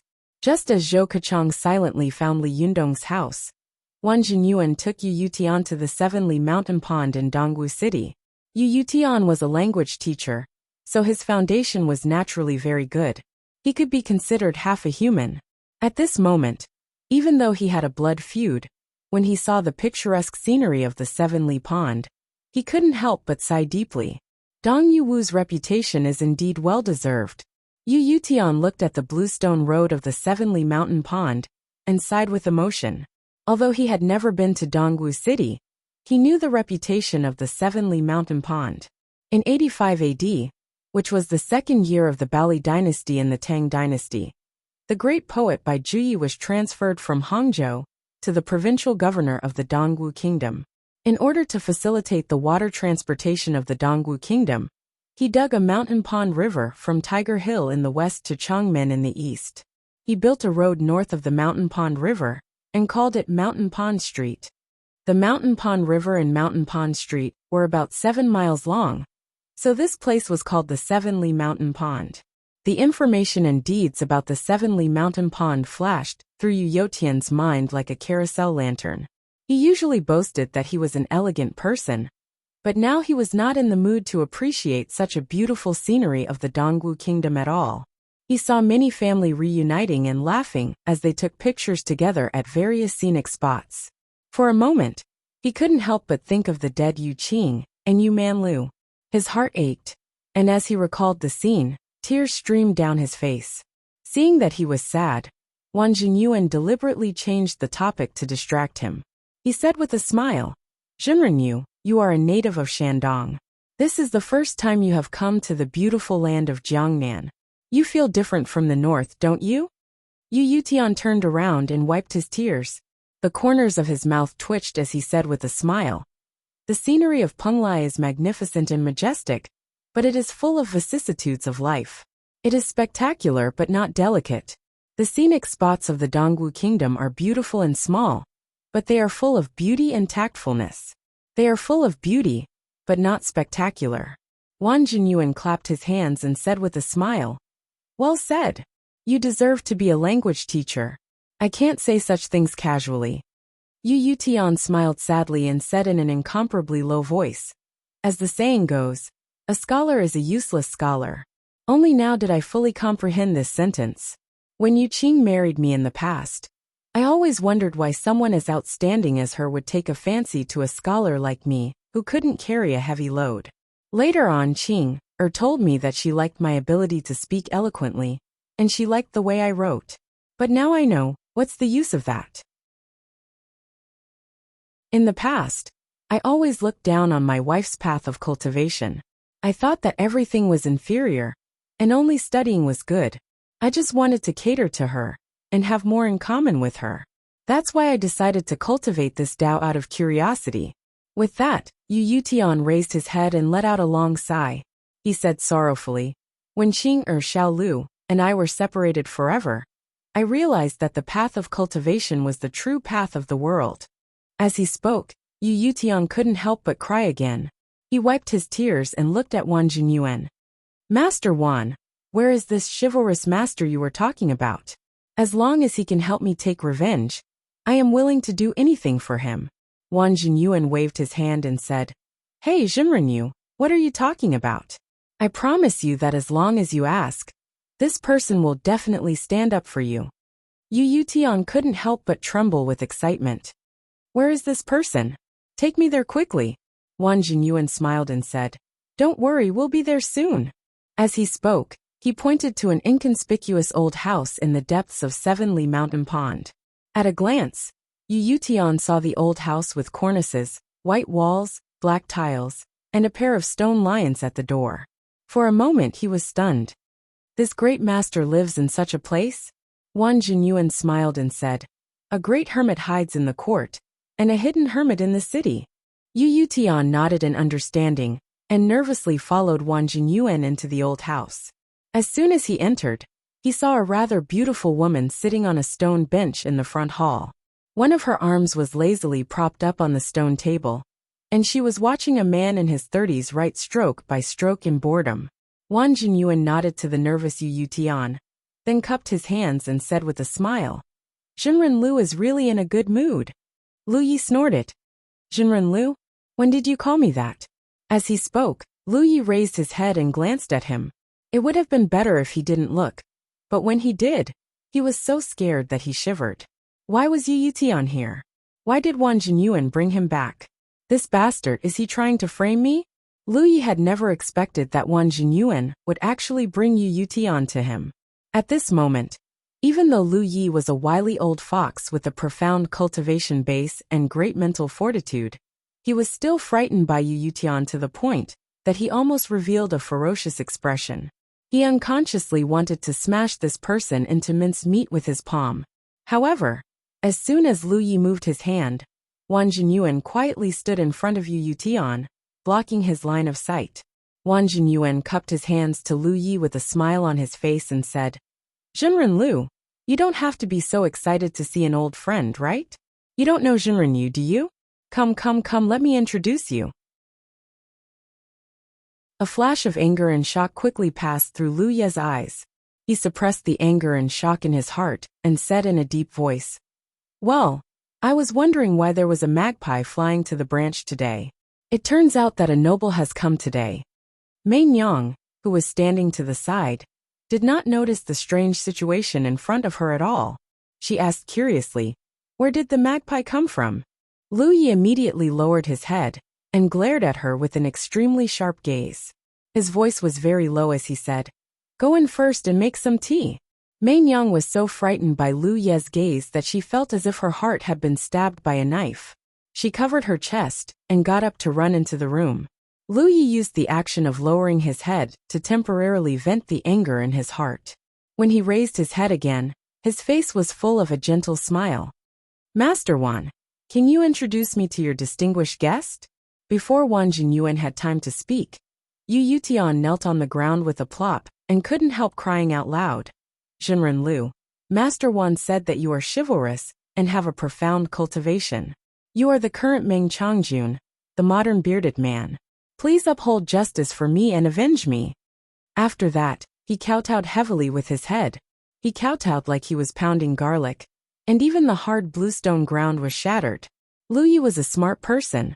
After hearing these words, he realized the cause of this matter.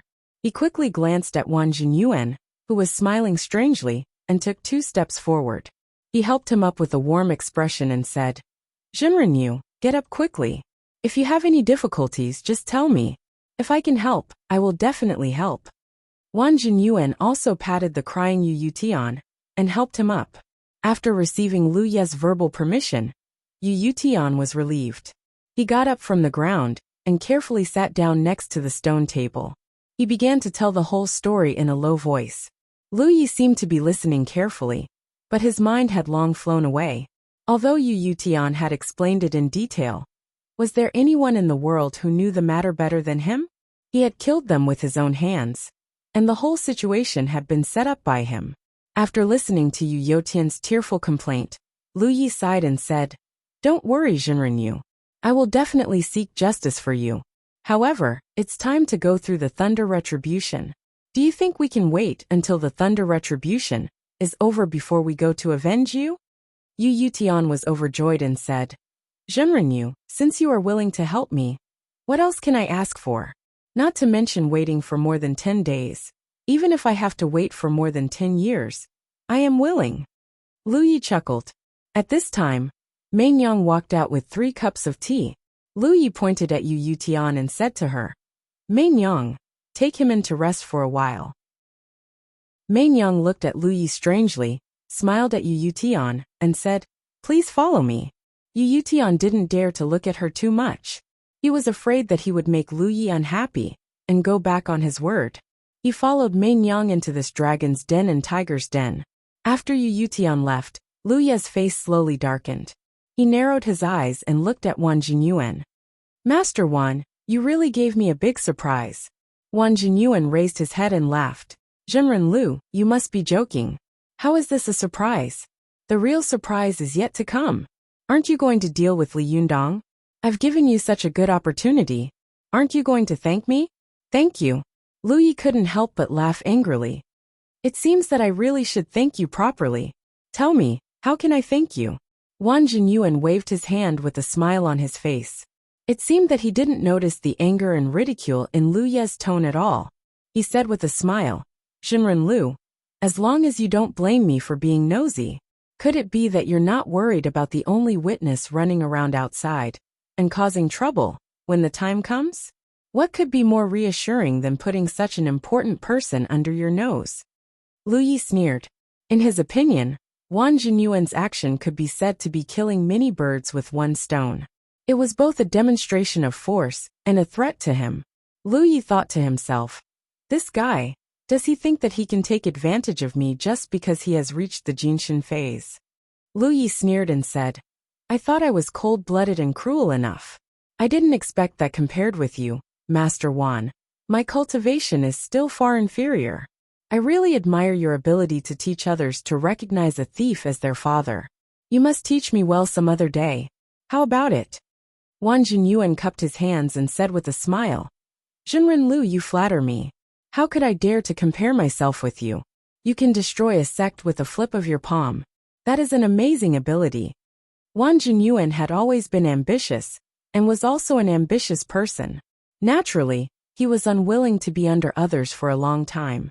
At this time, he had just broken through to the Jinshin phase, so he could no longer bear Lu Ye's orders. However, he didn't dare to confront him openly. So he had an idea, and used Yu Yutian to test Lu Yi. As long as Lu Yi could tolerate it, it meant that he had tested Lu Ye's new bottom line. If he could tolerate such a thing today, He must be able to tolerate more tomorrow. Seeing that Lu Yi had not done anything, Wang Jinyuan became more confident and proud, and his smile became brighter. Lu Yi looked at his smile and also smiled. The two old foxes looked at each other and laughed, but their eyes were extremely cold. They couldn't wait to kick each other in the face. Humph, sooner or later, I will kill you with my own hands. Lu Yi and Wang Jinyuan stared at each other, and the same thought flashed through their minds.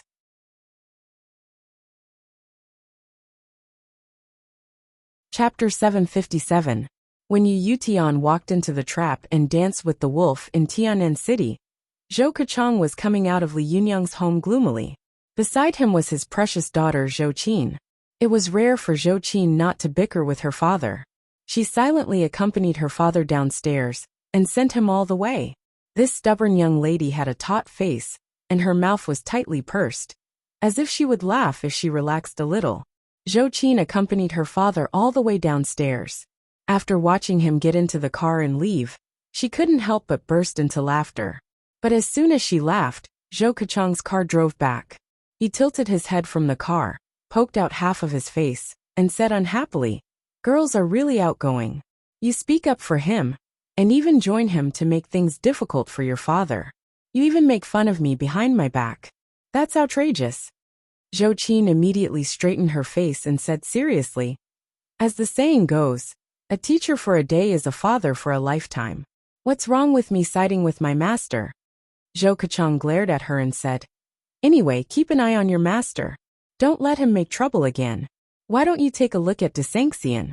What are they doing with so many people from Yamaguchi-gumi? If it weren't for me, they and your master would have been arrested long ago." Zhou Qin snorted and said, "Don't take me for a fool. I've talked to these Japanese people. They are all relatively clean. Who would come to China for you to catch?" Zhou Keqiang said angrily, "Anyway, tell him to stop. I just warned you before, and you made such a big trouble. If it weren't for the fact that he is so famous now, the higher-ups would have done something to him long ago." Zhou Qin snorted and said, "Well, don't talk nonsense. Aren't you here?" Zhou Keqiang was so angry that his nose was crooked. "I'm a high-ranking official anyway. Do you think I have to do this kind of work for you?" It was rare for Zhou Qin not to bicker with her father. She just waved her hand at him and said, "Well, no matter how high your official position is, you are still a servant of the people. If you don't do this kind of thing, what else can you do? If you don't help us, are you going to help the Japanese?" Zhou Keqiang was so angry that he laughed. He pointed at Zhou Qin and said, "Well, you're good. Good, good, good." He patted the driver's seat in front of him and shouted, "Let's go." But after that, before he left, he turned around and smiled at Zhou Qin. "By the way, tell that guy that I'm very happy that he taught the Japanese a lesson, haha." After that, he raised the glass and quickly disappeared from Zhou Qin's sight. Zhou Qin turned around. When she went upstairs, there was still a playful smile on the corner of her mouth, as if she was recalling the conversation between her father and Li Yundong. His father had come this time to tell Li Yundong to keep a low profile. What had Li Yundong said at that time? At that time, Li Yundong said helplessly, "I also want to keep a low profile, but people always come to me to fight. What can I do? We can't just let them hit us on the left side of our faces, and let them hit us on the right side, right?" His father was obviously angered by Li Yundong's somewhat shameless words. He chased after him and said, "Li Yundong, as the saying goes, a big hermit hides in the court, a medium hermit hides in the city, and a small hermit hides in the wild. I don't think you're someone who's willing to be alone, so I don't think you're going to hide in the wilderness.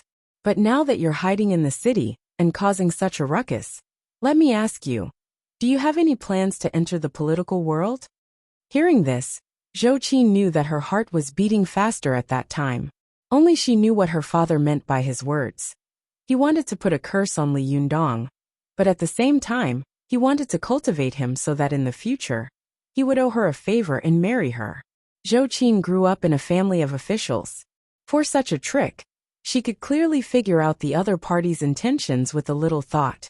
At this time, Zhou Qin walked to the door of the house and stood in front of the door. holding the door handle in one hand and the key in the other. Her eyes were distant, as if she was thinking about the scene just now. If he had agreed at that time, what would have happened? Zhou Qin couldn't help but let her imagination run wild for a moment. She bit her teeth and looked like a little girl with hidden bitterness. But Zhou Qin also knew that Li Yundong would not have agreed. Although he was easygoing and approachable, Zhou Qin knew very well that there was something extremely arrogant in this boy's bones. No one, no force, and no force in the world could tame him. He was definitely not a cultivator raised under that kind of system. In fact, Li Yundong refused without any surprise, but his refusal was very clever. It did not hurt Zhou Keqiang's face at all, and it also gave Zhou Qin a good way out. A big hermit hides in the court? Li Yundong suddenly laughed at that time. A talent like me is not suitable to hide in the court. In fact, I am suitable to hide in. Zhou Keqiang's face changed at that time.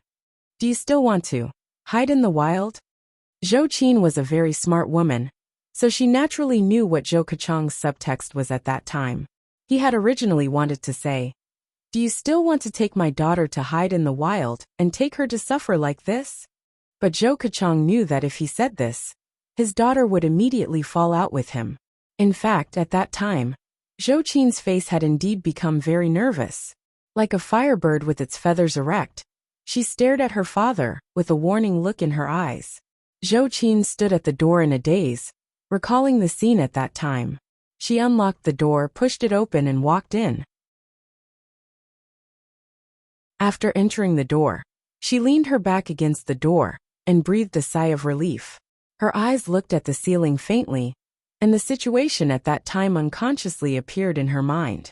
Fortunately, father didn't say this at that time. Otherwise, I really don't know how to behave in front of master. He made it sound like he was threatening him. Zhou Qin thought to herself, but the corners of her mouth unconsciously showed a smile. She smiled and thought to herself, I didn't expect master to still speak the same way as before, even though he has reached such a high cultivation realm. It's really funny. What did Li Yundong say at that time? Ah yes, at that time, Li Yundong looked at his father for a long time, and then suddenly smiled helplessly and said, Governor Zhou, you think too highly of me. Hide in the wild? That's not suitable for me. I was born in the city, and you want me to settle down in the mountains. Don't you want my life? How about I hide in bed? What do you think? Hide in bed? What the hell is this? Thinking of this, Zhou Qin couldn't help but burst into laughter again. Her father's expression at that time was really wonderful. His mouth could almost be stuffed with his fist. He definitely couldn't believe that the boy in front of him dared to joke like this. Fortunately, he hadn't said something like, take my daughter to hide in the wild just now. Otherwise, if it became take my daughter to hide in bed, he would really jump off a building and be too ashamed to see anyone. Just as Zhou Qin was leaning against the door and laughing, Li Yundong raised his voice in the room and said, Hey, is your father gone? Please don't laugh. Is it that funny? Zhou Qin suddenly came to her senses and walked to Li Yundong's door with a playful smile on her face. She said softly with a smile, Who told you to say such a thing? What kind of person are you now? How can you say such a thing? Li Yundong spread out his hands and pointed to his bed. Originally, they were afraid that I would go out and cause trouble, so I simply cultivated in bed all day long. That was indeed a little secluded in bed. Zhou Qin rolled her eyes and suddenly asked, You mean hiding in bed with Su Chan, right? Li Yundong suddenly coughed dryly and said seriously with a straight face, Why do you sound so strange? Dual cultivation is a very serious matter in cultivation. Hiding in bed with one's Taoist partner is also a joy in the world. Taoist companion? Zhou Qin lowered her head and repeated this sentence to herself several times in a low voice. Suddenly, she raised her head and asked boldly, Master, am I also your Taoist companion? This sentence was too ambiguous. Even Zhou Qin didn't know why she suddenly asked such a question. Perhaps it was because the feelings that had been suppressed for too long had suddenly taken root in the heavy and closed rock.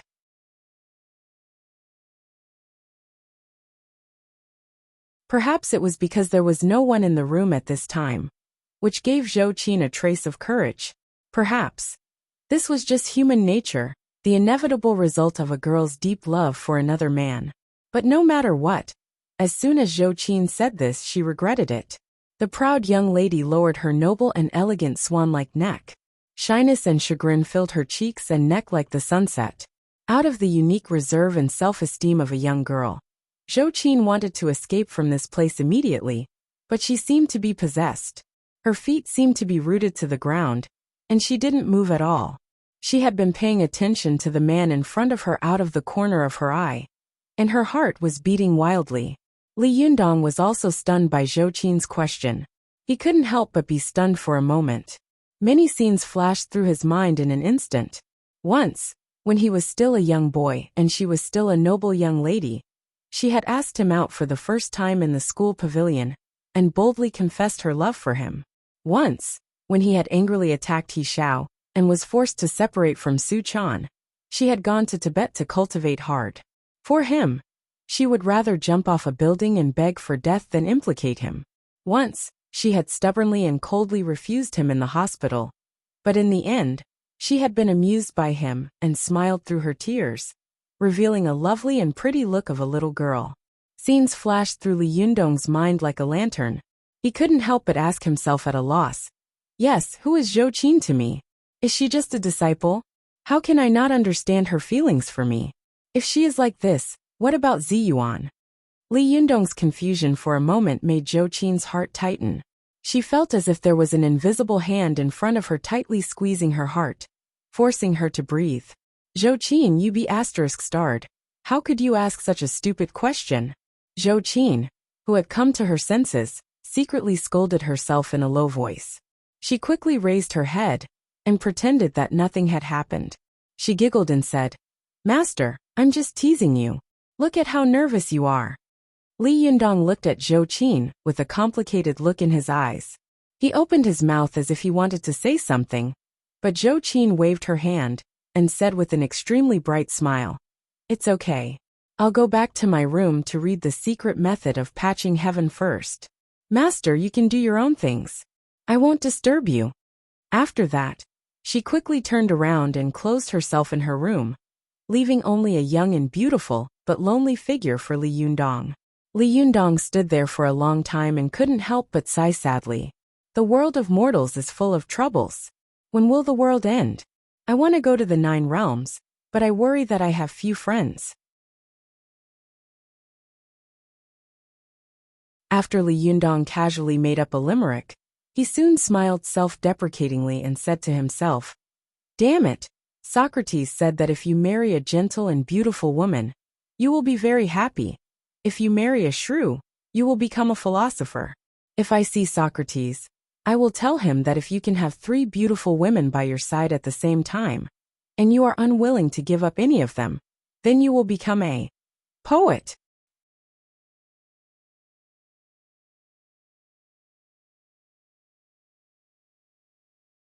Chapter 758. Men were always greedy animals. Even a man like Li Yundong, who was loyal to Su Chan, couldn't help but be in a dilemma when faced with the feelings of Ziyuan and Zhou Qin. He didn't want to hurt these 2 girls who had sacrificed almost everything for him, so he had always avoided facing this problem like an ostrich. But Li Yundong also knew that he would have to face this problem sooner or later and solve it. But Li Yundong also knew that, at least not now. While Li Yundong was alone in a dilemma, Su Chan, Ziyuan, and Chris were rushing to the United States. In Tiannan University, Yan Hua, the president of the student union. No, it should be said that Yan Fong, she was in even more pain now. In the office of the student union in the office building, many seniors gathered together excitedly, talking about Li Yundong, who had once been an influential figure in the school. But this time, there were 2 more people among the people they were talking about. The former president of the student union, Feng Na, and her best friend, Cheng Cheng. It was about to be winter vacation, and the leaders of the student union had nothing to do. Most of them were juniors or seniors. Others were busy reviewing their lessons and preparing for the exam. But they were all old foxes. They didn't care about the exam at all. When they had time, they would gather together to spread gossip. Among the many gossips, The gossip about Li Yundong and the others was the most popular. Although Li Yundong had disappeared from their sight, this did not diminish the curiosity of the students in the school. Instead, it made them even more mysterious and admiring. Hey, guess how much Feng Na and Ching Ching's monthly salary is now? I don't know. I just went to Li Yundong's new tea house 2 days ago. The business is really good. I really can't figure it out. A cup of tea at Desengxian is so expensive that it's almost equivalent to my monthly living expenses. But there are still so many people drinking it. It's unbelievable. No matter how I look at it, the daily turnover of this tea house is at least 6 figures. Tisk 6 figures? You underestimate Desengxian too much. I heard that a group of Japanese people came out of nowhere and drank all the tea in the tea house a few days ago. It is said that they are still worshipping and burning incense in the tea house. Strange. The Japanese came to the tea house of China to worship and burn incense? Did you take the wrong medicine? Hee, maybe Li Yundong is unconventional. Alas, to be honest, when I went to the opening of the Desengxian tea house with Feng Na and Ching Cheng, I was shocked by so many senior officials. At that time, I felt that Li Yundong was very powerful, but I didn't expect him to be so powerful.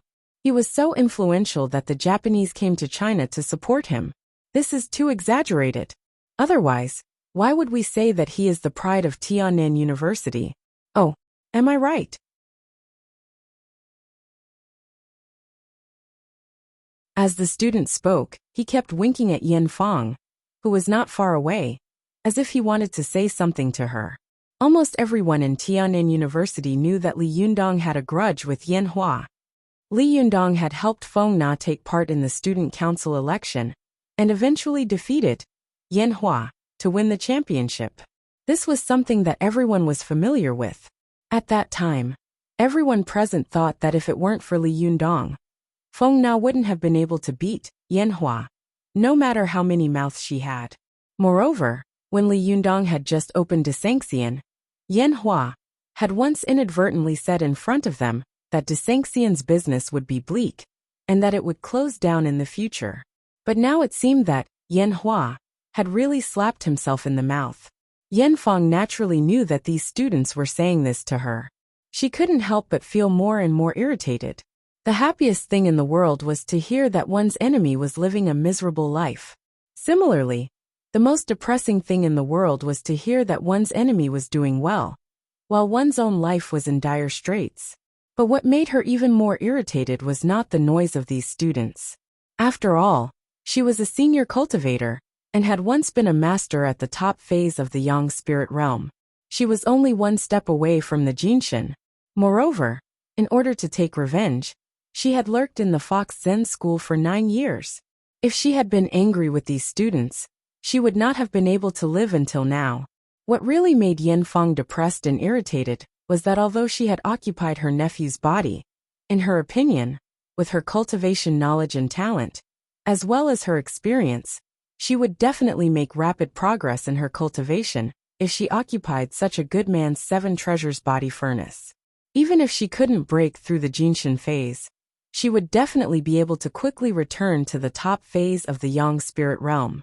Only after losing it would people know how to cherish it. Although the top phase of the Yang spirit realm was not a very great realm in today's cultivation world, Yan Fang herself was not even at the top phase of the Yang spirit realm, which made her suffer every day. She wished she could immediately regain her previous strength. However, when it comes to cultivation, haste makes waste. The more anxious Yan Fang was, the less effective her cultivation would be. On the contrary, her cultivation would continue to decline. What made Yan Fang feel the most pain was that her original primordial yin qi and primordial yang qi in Yan Hua's body were constantly fighting every day, as if 2 incompatible forces were fighting in her body every day. Most importantly, every time the yin and yang qi in her body fought, she began to have evil thoughts, thinking about those shameful things between men and women.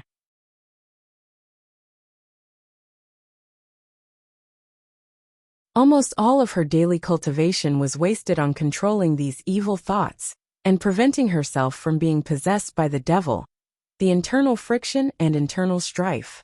Yan Fang knew that if this went on, it would be very difficult for her to keep her Yin spirit body, let alone restore her cultivation quotient. However, she had no solution to the problem in front of her. How could she not be irritated? At this time, these little kids were ridiculing her. Yen Fong became more and more angry. She turned her face and glared at them fiercely. These college students were just trying to have fun with their mouths. How could they compete with a cultivator like Yen Fong? As soon as she glanced at them, everyone felt their hearts skip a beat, as if they had been burned by an iron brand. They couldn't help but immediately withdraw their gazes and change the topic for a while. After staying in the room for a while, Yen Fong felt that it was so boring that she couldn't stay any longer, so she rushed out anxiously. But when she came outside and was in this quiet and peaceful campus, Yen Fong still couldn't calm her restless and angry heart. Because she had followed Chris and the others to Tiandu Peak, Hardadef had been framed by her. Although Yen Fong had used her Yin spirit to look for Hardadef's body, she couldn't find it no matter how hard she tried. In her anger, she had to make a backup plan. Hardadef was not dead, and her identity would be leaked. In panic, the suspicious Yen Fong couldn't trust anyone. She cut off all contact with the cultivation world and waited for the news uneasily. But to her surprise, everything was calm, and there seemed to be nothing unusual around her. Apart from the news that the Desanxian tea house's business was booming from these so-called classmates, she didn't even know what had happened in the cultivation world. Maybe it's time to go to Desanxian to test it out. Yen Fong took a deep breath and forcibly suppressed the rolling yuanyang qi in her chest. Such a thought came to her mind, but she quickly rejected it, because she knew that if she probed the other party's background with her current cultivation, if she was discovered by the other party, she would be courting death and walking into a trap. At the very least, she had to restore her yang spirit body, so that even if she couldn't beat them, she could still escape. Thinking of this, Yen Fong couldn't help feeling irritated again. When will I be able to cultivate the yang spirit body again? I'm afraid it's hopeless in this lifetime, isn't it? Thinking of this, Yen Fong couldn't help but feel a little desperate. She walked around the campus in a daze. After an unknown period of time, she found that she had unknowingly walked back to her home.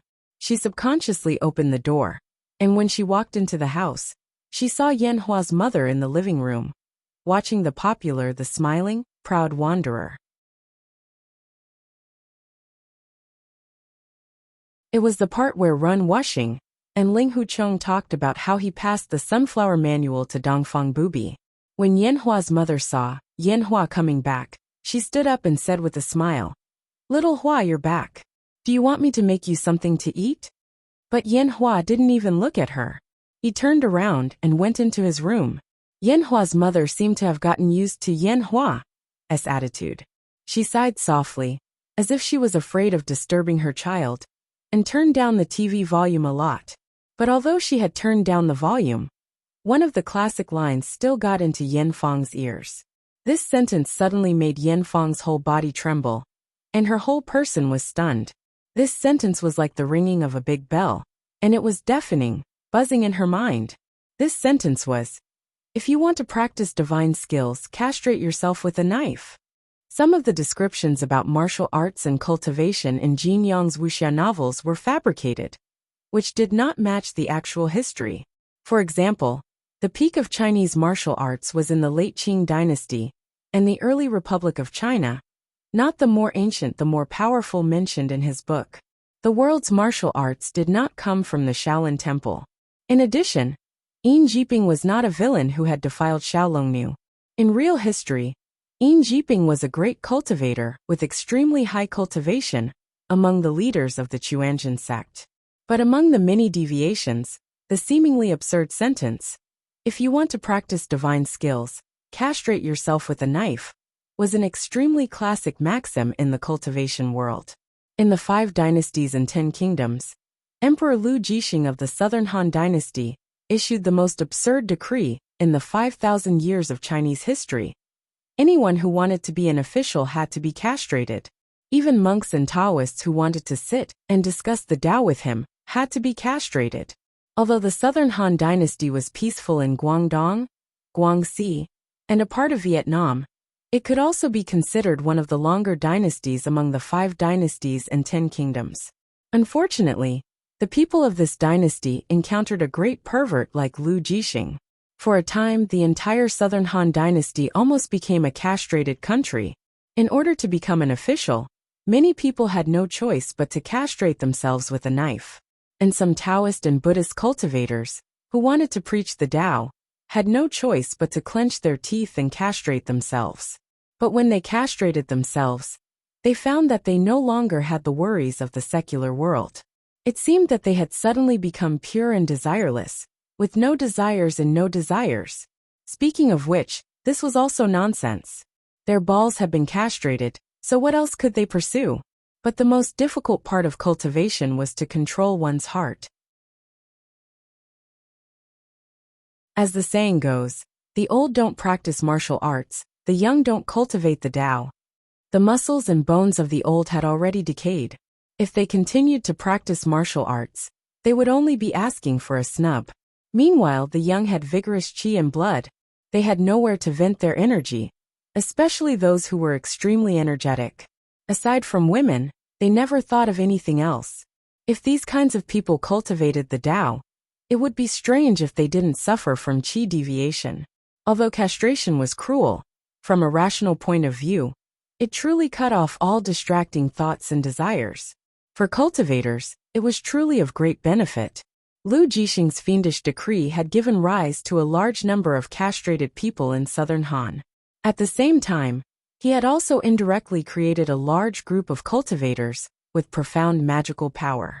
This group of self-castrated Taoists and monks, after cultivating without any distracting thoughts, had their cultivation soar by leaps and bounds, attracting the attention of other cultivators. What? You're more formidable than me, because you cut off your own balls? Are you kidding me? Fine. I'll do the same if you cut them off. During this period, the castrated sect of the cultivation world flourished. Among them, the most famous was Wang Chongyang's disciple, Taoist master Eternal Spring of the Chuanjin Dragon sect, Qiu Chuji. When Qiu Chuji founded the Dragon's Gate sect, he set down the doctrine of ascetic cultivation, advocating the extermination of desires and emotions. Not only did he set an example by waving his blade and castrating himself, he also did not close his eyes or sleep for 6 years. However, the castrated sect was not mainstream in the cultivation world. Many Taoists still wanted to marry and have children, carrying on the family line. How could they be willing to so easily cut off their own balls? This was especially true towards the end of the Ming and Qing dynasties, when all of Taoism declined, and the Taoist cultivators' desire to save themselves from extinction became the most important matter. Carrying on the family line was the most important task. As a result, Taoists began to cherish their bodies even more, no longer engaging in such castrating activities. It was also precisely because of this that the castrated sect slowly disappeared into the mortal world of history, forgotten by cultivators. Although Yanfang herself had read a lot of classics, she was also a woman. Although she had occupied the body of her nephew's 7 treasures, the mainstream Taoist ideology of cherishing one's body and cherishing one's life occupied her main thoughts. How could she think of waving a blade and castrating herself?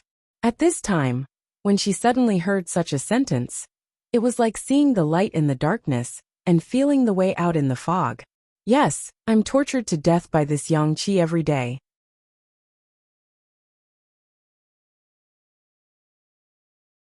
Why don't I just cut off the root of this yang qi and get it over with once and for all? Yanfang's heart skipped a beat, and her eyes immediately shot out a determined look. She was a determined and courageous woman. As soon as she thought of this, she found a sharp knife, took off her clothes, and bit a towel in her mouth. After preparing the tools to stop the bleeding and disinfecting the knife, Yanfang gritted her teeth and swung the knife from the pouch under her. Yanfang's whole body shook violently, and she almost fainted from the pain. Blood kept flowing down her leg. No one knew that with this knife, the first Dongfang booby of modern China was born. The Super 4 group is full. Don't add it. In addition, there was indeed a castrated sect in Taoism, and whether Qiu Chuji was castrated is also controversial. But after looking through the information, I'm inclined to think that he was castrated. Finally, I updated very late. Sorry Tang Tang, I'm tired and went to bed. Good night everyone.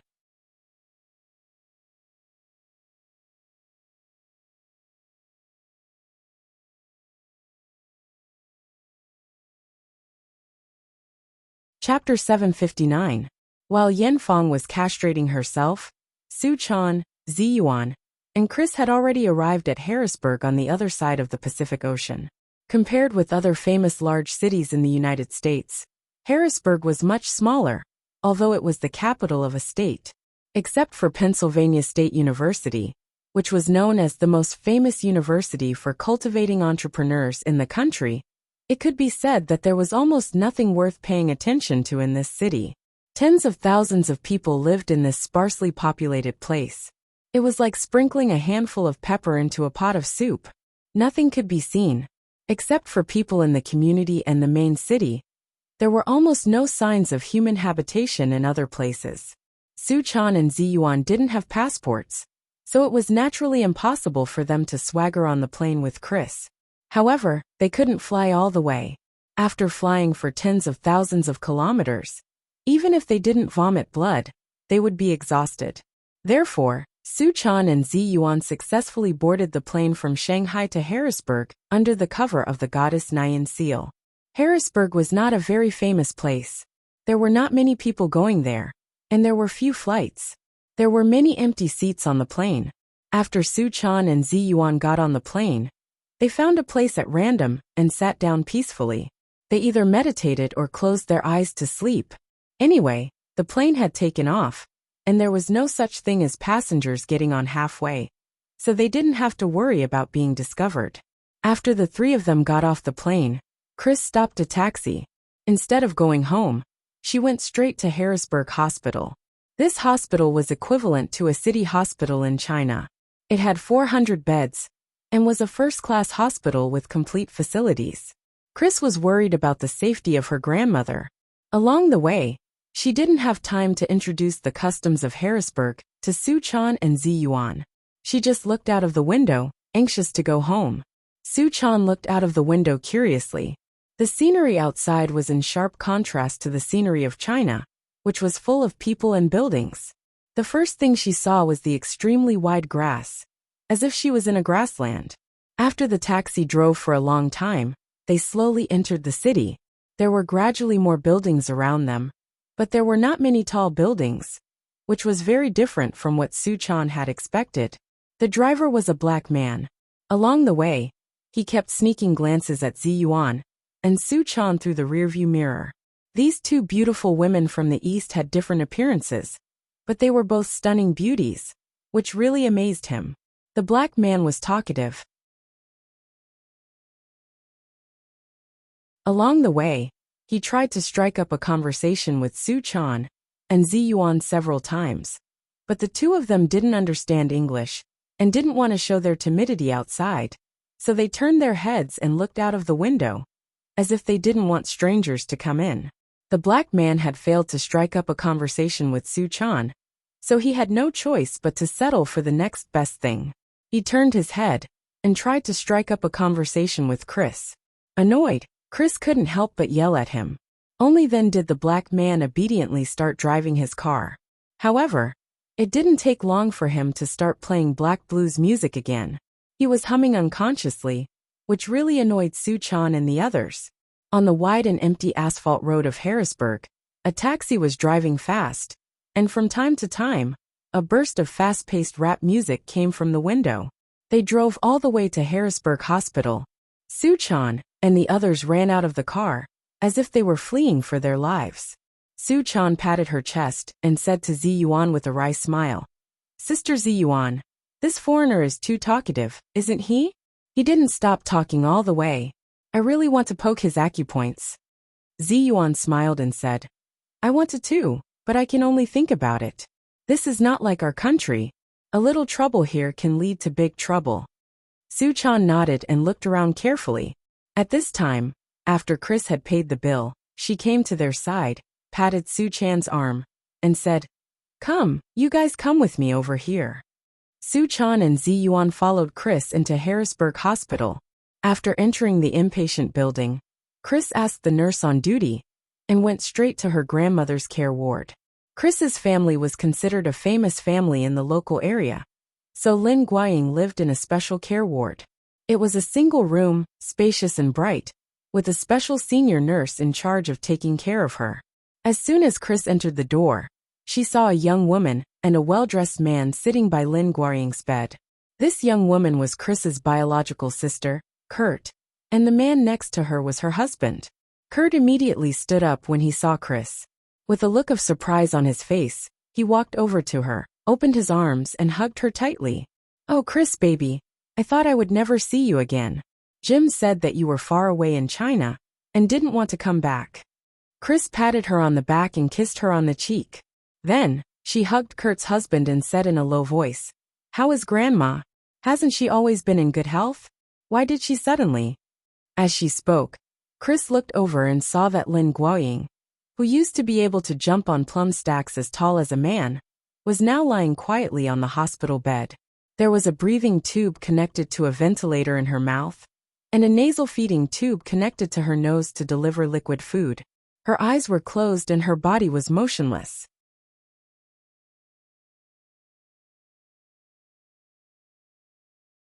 Her skin showed an extremely unhealthy paleness. If it weren't for the electrocardiogram monitor next to her showing a trace of life, Chris would have thought that Lin Guiying had died. Seeing her dearest grandmother like this, Chris's eyes were suddenly filled with tears.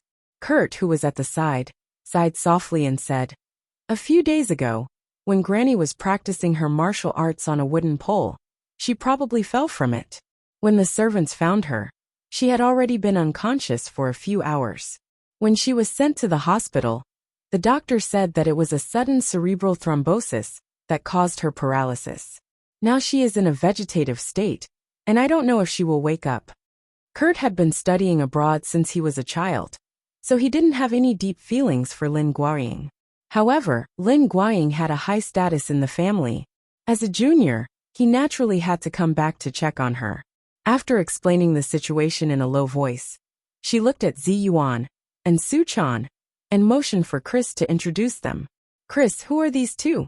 Chris wiped away her tears and forced herself to calm down. "Sister, these are my two good friends in China.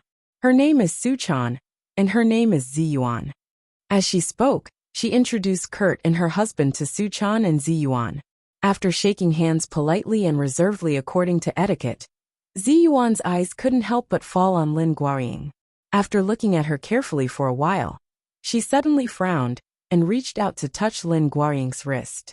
Kurt's husband shouted subconsciously, trying to stop Zi Yuan. "Hey, be careful. She's a seriously ill patient in front of you."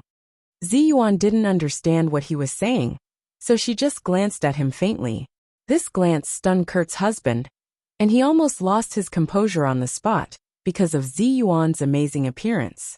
When he came to his senses, he shrugged his shoulders awkwardly, indicating that he would not stop her.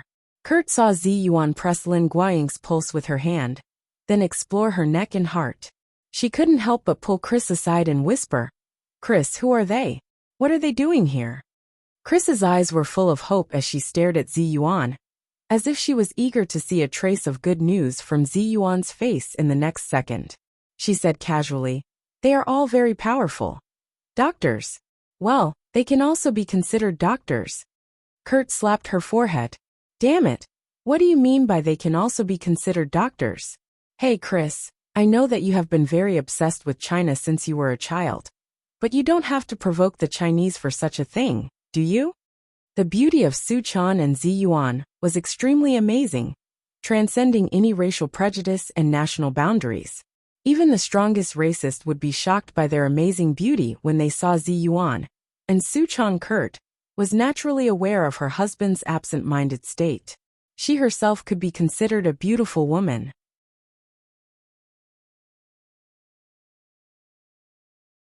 Suddenly seeing her husband fall head over heels in love with these two peerless beauties, she was naturally extremely displeased, and a great sense of disgust arose in her heart.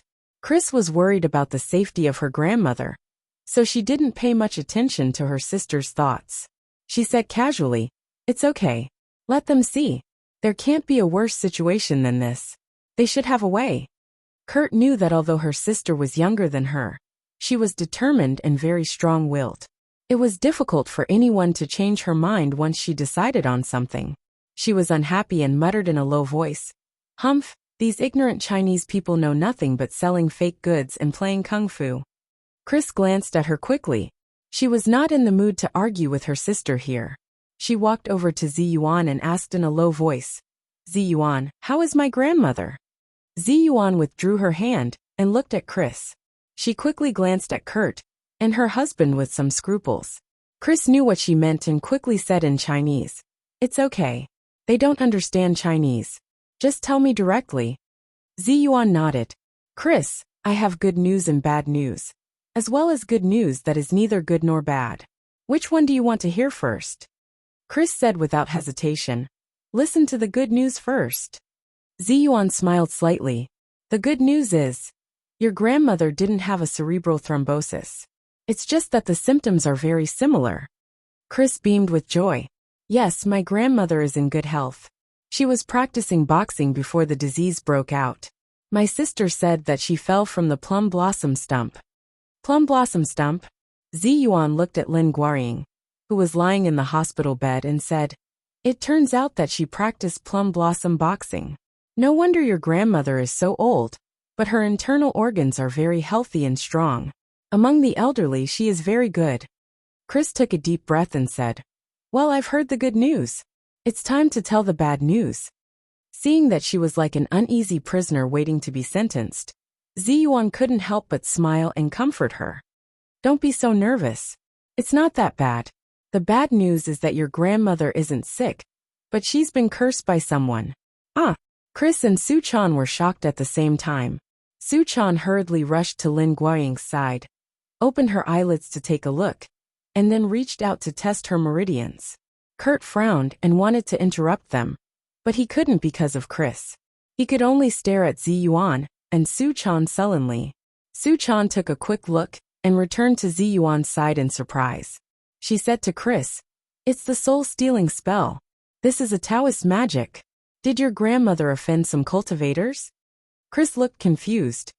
"No, my grandmother lives in seclusion and has always been kind to others. How could she have offended anyone?" Ziyuan shook her head slightly.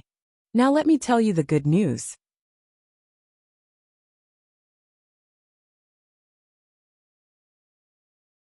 The soul-detaching spell that your grandma was afflicted with was very powerful, and only masters could cast it. This was bad news, but the good news was that to maintain the spell, one could not be too far away.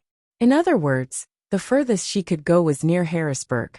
Moreover, your grandmother is still alive, which means that the person who used it is still in Harrisburg." Chris was confused. She really couldn't understand why such a thing would happen in the distant United States. Who on earth was this Taoist cultivator of unknown origin? Why did he attack her grandmother?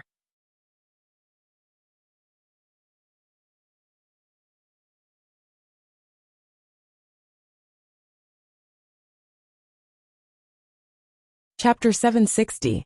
Chris looked puzzled and couldn't help asking Ziyuan, "What kind of magic is this soul-stealing spell?" Ziyuan pulled Chris's arm and motioned for her to walk over to Lin Guoying. She said softly, "In the eyes of Taoist cultivators, people have 3 souls and 7 spirits. The 3 souls are the heaven soul, the earth soul, and the life soul, also known as the embryo light, the refreshing spirit, and the nether spirit. The 7 spirits are Tianchong, Linghui Central Center, Qi Li Jing and Ying, also known as the devouring thief, the dead dog, the eliminating filth, the smelly lung, the sparrow Yin, the non-poison, and the hidden arrow." As she spoke, Ziyuan pointed to Lin Guorying and said, "Your grandmother only has the life soul of the 3 souls left, which is the refreshing spirit, which is in charge of the 5 elements. Of the 7 spirits, only one is left, which is the eliminating filth spirit, which maintains the metabolism of the human body. The other 6 spirits have been dispersed and are nowhere to be found." Chris said anxiously, "Then how can I save my grandmother? Do I have to find the caster? Do I need to kill him?" Ziyuan shook her head and said, if it's just witchcraft, killing the caster will naturally remove the magic. But our Taoist magic is not like this. Although this magic needs to be maintained, the reason why it needs to be maintained is that it has to be controlled all the time, so that the victim's 3 souls and 7 spirits will not scatter between heaven and earth, and can no longer be summoned back. Most of the people who can use this magic are masters, and if this person really has a grudge against your grandmother, he can completely shatter your grandmother's 3 souls and 7 spirits at once. He doesn't have to make your grandmother into a vegetable like she is now, neither dead nor alive. Chris was also an extremely smart person. Her eyes lit up and she said, you mean, this person doesn't want my grandmother's life? Ziyuan nodded slightly. Yes, if I'm not mistaken, this person should want to use your grandmother to threaten you or your family. Su Chan suddenly said, it's also possible that he wants to take this opportunity to get close to you. For example, he pretended to cast a spell on your grandmother, and then helped her remove it, so that you would be grateful and trust him. When Chris heard this, her heart couldn't help but tremble. Her face was gloomy and uncertain. She gritted her teeth and said in a low voice, what you said makes sense. It's very likely. However, which cultivator would want to do this to me or our family? We didn't offend them. Su Chan looked at her worriedly, then turned to Ziyuan and said, Sister Ziyuan, do you know any powerful cultivators and cultivation sects abroad? Ziyuan shook her head and said, I don't know.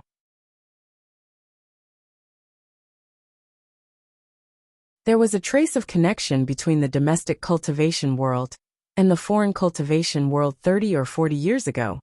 But slowly, the connection between the two became less and less. Gradually, they became 2 schools of thought. They both said that they were the right way, and accused each other of being the worst. No one was convinced by the other.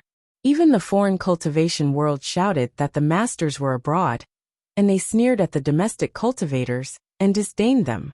Su Chan also nodded slightly and said, yes, I saw the internal conflict between the Xiantian sect and the Jingyi school a while ago.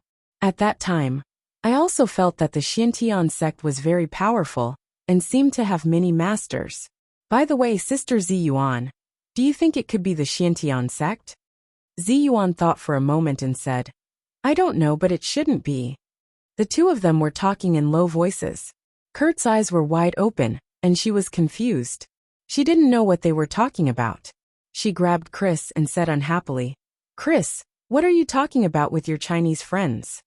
Chris hesitated for a moment, but she still didn't tell her sister the news. Her mind raced, and she soon came up with an idea. They said that Grandma's disease is incurable, and they can't do anything about it. Kurt snorted. That's obvious. It would be strange if they could cure Grandma. Chris thought for a moment and said, Sister, I want to hold a banquet in the name of praying for Grandma. What do you think? By the way, I want to contact everyone and see if they have any good ideas. It's also good to brainstorm. Kurt hesitated for a moment. A banquet? She looked at the unconscious Lin Guoying and said, It's not good for Grandma to be like this, is it? Chris said, That's why it's being held in the name of praying for blessings. Why don't you inform our relatives and friends, and then inform other people in the nearby community? What do you think? While Kurt was still hesitating, her husband suddenly had an idea. He thought that since there was going to be a banquet, maybe Chris's 2 beautiful Chinese girls would also attend. At that time, he would have a chance to get to know them. As soon as this idea came to his mind, Kurt's husband said, Kurt, that's a good idea. Kurt didn't know what her husband was thinking. After being persuaded, she didn't insist. She just said, I have to go back and listen to my father and mother's opinions. Then, she picked up her cell phone and dialed a number. Chris didn't comment. In her opinion, even if her father and mother didn't agree, she would hold the banquet in her own name. After Kurt walked aside to make the call, she walked back and smiled at Chris. Chris, my father and mother have agreed. Chris smiled, turned to Ziyuan and Su Chan, and said in Chinese, Now it's all right. I've held a banquet.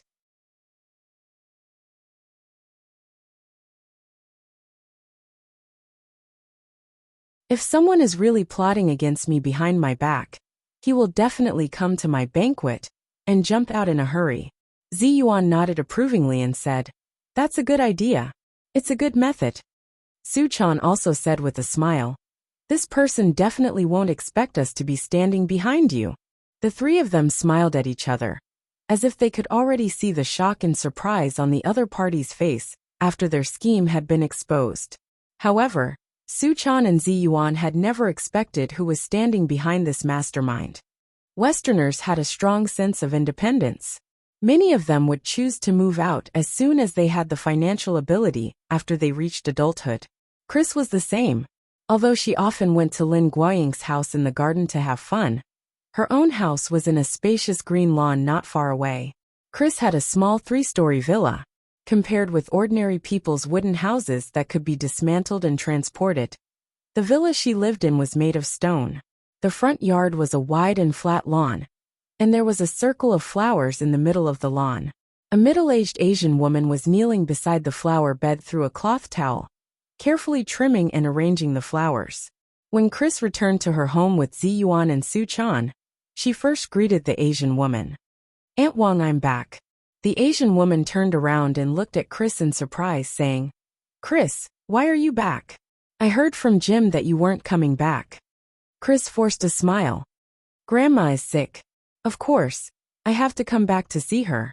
There were almost no tall buildings in the community in the United States, and the neighbors were very close to each other, completely unlike the modern cities in China, where the neighbors never contacted each other. As soon as Chris's voice sounded, the surrounding neighbors rushed out one after another and greeted Chris warmly. At the same time, they looked at Su Chan and Ziyuan curiously. After Chris responded to them one by one, she took Su Chan and Ziyuan into her home. At this time, in a villa not far from Chris, Hanjin slowly put down the curtain in front of him and smiled coldly.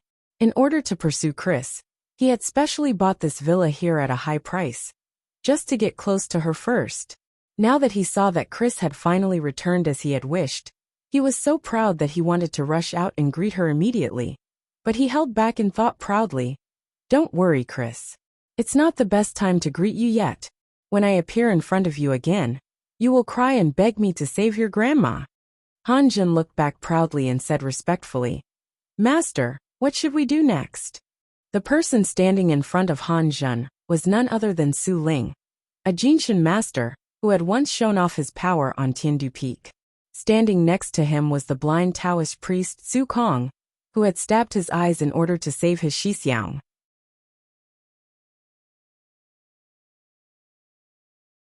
Su Ling sat on the sofa, waved his hand, and said with a big smile, "You designed the plan yourself. Why are you asking me? I only care about casting magic. I don't care about anything else." As he said this, his eyes narrowed and he said coldly, "I told you in advance that the donation you promised can't be less than a penny." After the Battle of Tiandu Peak that day, Su Ling and Su Kong were defeated by the heavenly thunder of the Thunder Retribution Master. The two of them also knew that the Battle of Tiandu Peak had offended all the major sects in the Chinese cultivation world, so they did not dare to stay on the mainland any longer. In a flash, they ran to Southeast Asia to hide. On the one hand, they could find the power of Zenkingism in Southeast Asia, so that it would be convenient for them to seize power in the future. On the other hand, they could also recuperate from their injuries and plot again. Although Su Ling and Su Kong were pleasantly surprised to find that Zenkingism still had power in Southeast Asia, and it was quite powerful, when they went to look for them, they soon couldn't laugh anymore. Su Ling was domineering and overbearing, so naturally, his attitude would not be very good when he went to look for them. In addition, in his opinion, when a senior like him came, the younger generation should hurry out to welcome him. But the truth was completely the opposite. In the eyes of the followers of Zenkingism in Southeast Asia, regardless of whether the identities of Su Ling and Su Kong were true or not, they would never tolerate a person who had suddenly appeared and tried to stand on their heads. Even if this person was their senior, they would still slap him down. As the saying goes, the new waves of the Yangtze River push the old waves, and the old waves die on the beach. Why didn't they stay on the beach? Why did they come to Southeast Asia? Did they want to die? Su Ling was arrogant and bad-tempered. On the other side, he was also suspicious. In such a situation, it was naturally impossible for them to talk together. After a few words, the two sides started fighting. Su Ling's own injuries had not healed, and he and his junior brother were beaten until they covered their heads and fled. In the end, they ran around and finally exiled to a place called Harrisburg on the other side of the Pacific Ocean. These two guys, whose thinking was still stuck in the chaotic period of the Republic of China, thought that with their own strength on this land, it would be a matter of minutes if they wanted to fight for a territory. Therefore, they showed the banner of Zinkingism and looked for the local gangs to fight. However, the gang that Su Ling and Su Kong chose was the Han family. At this time, Han Jin came back from China. When he heard that these two Taoist priests dared to cause trouble, he immediately picked a dozen people with all kinds of guns to cause trouble for Su Ling and Su Kong. Su Ling and Su Kong were also very straightforward. They started a big fight with Han Jin's people. Needless to say, although Han Jin had guns in his hand, he was naturally defeated when he met a Jinshin master and a Yang spirit master. However, Su Ling and Su Kong also knew what was important and did not kill them. They only forced Han Jin to give up his territory or pay a membership fee. Han Jin was depressed and wronged. When a gangster met someone who was even more evil than him, he had no way to reason with them. However, he also reacted very quickly. He immediately bowed to Su Ling and shamelessly took him as his master. Su Ling was addicted to accepting disciples, so he naturally waved his hand and happily accepted him. It was also because he had seen Su Ling's remarkable ability that Han Jin had an idea. That was why Lin Guiying was seriously ill, and Chris was eager to return home. Hearing what Su Ling said to him, Han Jin said respectfully, "Master, don't worry. When the time comes, not only will I not give you a penny less, but I may even earn you another believer. For example, a family that controls the light industry in Harrisburg. What do you think?" When Su Ling heard this, he was overjoyed. He looked at his disciple, who was smiling, and laughed. The two of them had ulterior motives. They felt that they were the mantis stalking the cicada, unaware of the oriole behind it. Zi Yuan and Su Chan, who lived opposite them, also wanted to be the mantis stalking the cicada. However, neither of them knew that this time, the few people who had fought fiercely on Tiandu Peak had gone around the earth and bumped into each other again. It suddenly occurred to me that recently, the online literature world had been cracking down on transmigration. The reason was that there was a child who wanted to commit suicide in the novel. As a result, he wanted to transmigrate, so he committed suicide. Well, in view of the chapter about wanting to practice the divine kung fu and castrating himself with a knife, I have to say, children should not learn it. You don't want to see this book be harmonized, do you?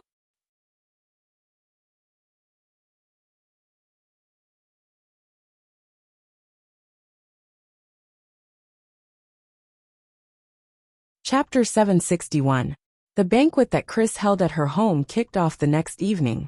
It was a banquet for more than 100 people. Since the community had a business organization that was responsible for hosting banquets, and a housekeeper was in charge of organizing it, Chris didn't have to worry too much. All she had to do was take care of herself. In order to avoid missing out on the mastermind behind the scenes, Chris invited almost everyone who was related to her to the banquet. She even invited some of her classmates from school, including Han Jin. When Han Jin received Chris's invitation letter, he was so excited that he almost jumped up. It was as if he could already see a snow-white lamb walking step by step into his trap. That night, he deliberately dressed up very well. He was dressed in a suit and leather shoes. The leather shoes on his feet shone brightly, and his hair was combed back as if it had been plowed. Han Jin raised a goblet with a smile on his face. He looked at Chris, who was chatting with the crowd. His eyes were as sharp as a beast staring at its prey. Chris was wearing a plain white, slanted dress that revealed half of her smooth shoulders and the snow-white skin on her chest. Because her grandmother was hospitalized, she had specially pinned a black flower on her shoulder, which made her look solemn, noble, and elegant. The guests also knew about Chris's situation. Many of them came up to her to comfort her and pray at the Christ statue in the middle of the hall. Chris's parents were devout Christians, but Chris herself was not. She was deeply influenced by Lin Guiying and did not believe in Christianity. However, only a few people in the family knew this. In their eyes, if the parents were Christians, how could the child not be? But Chris was not. It was precisely because of this that when she held this banquet, no one noticed anything wrong. Hanjun stared at Chris for a long time. When he saw that Chris had finished dealing with the last customer, she leaned against the table and sighed softly. Her expression was full of exhaustion. Hanjun knew that this was the best time for him to appear. "Hi Chris, you're finally back. I thought you wouldn't come back." Hanjun stepped forward with a glass of wine in his hand. With a sincere look on his face, he greeted them enthusiastically in fluent English. On one hand, Chris had to deal with so many people on the scene, and on the other hand, she had to constantly observe their expressions and movements to figure out which one was the mastermind behind the scourge of her grandmother. It seemed simple, but in fact it took a lot of effort. Why did most cultivators keep a low profile and live in seclusion? The reason was that they were unwilling to deal with things like dealing with people. The most tiring and annoying thing in the world was dealing with people, not to mention scheming and guessing at people's hearts.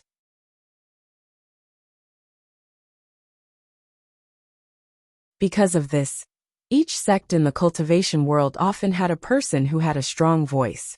This person was responsible for almost all the external affairs of the sect. It could be said that he was the diplomat of the sect, such as Zhang Ling of the Jingyi school, Du Fei of the Chuanjin Dragon sect, and Wan Jinyuan of the Gazao sect. In these sects, there were many people with higher cultivation levels than them. But when it came to speaking to the outside world, they were the ones who stood up to speak. It was not only because of their personalities and their innate ability to deal with people, but also because the higher the cultivation level of a cultivator, the more they liked to hide. They did not like to come into contact with complicated things and complicated human nature. Whether it was Zhang Ling, Du Fei, or Wan Jinyuan, they all had one most obvious characteristic: their cultivation levels were not high. This was because a large part of their energy was wasted on dealing with people. Chris had received dozens of people in a row. It was as if she had fought with people several times in a row. She was so tired that she almost wanted to lie in bed and not move. But when she saw Hanjun coming over at this time, she had to brace herself and deal with him. Hanjun was of medium height, handsome and gentle.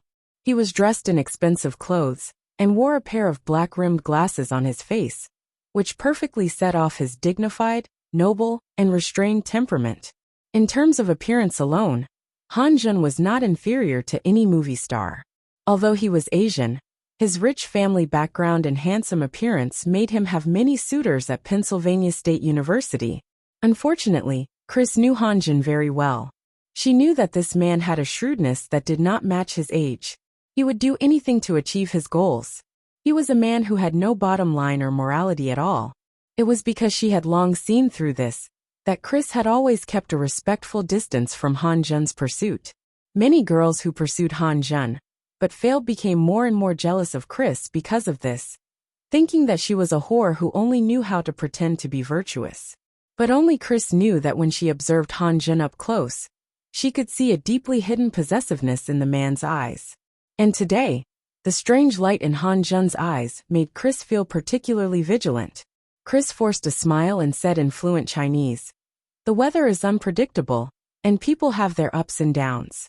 How can I decide whether I come back or not?" Seeing that she was speaking to him in Chinese, Hanjun had no choice but to say in not very fluent Chinese, "I remember there is a saying, the moon has its ups and downs." What? D***, how can this saying be used? Chris smiled slightly and said, "The moon has its ups and downs, and people have their sorrows and joys and sorrows and reunions."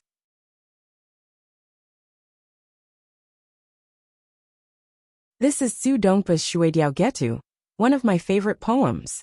Hanjun couldn't help but compliment her. "Chris, your Chinese is so good. You really make me feel ashamed." "My Chinese is so good?"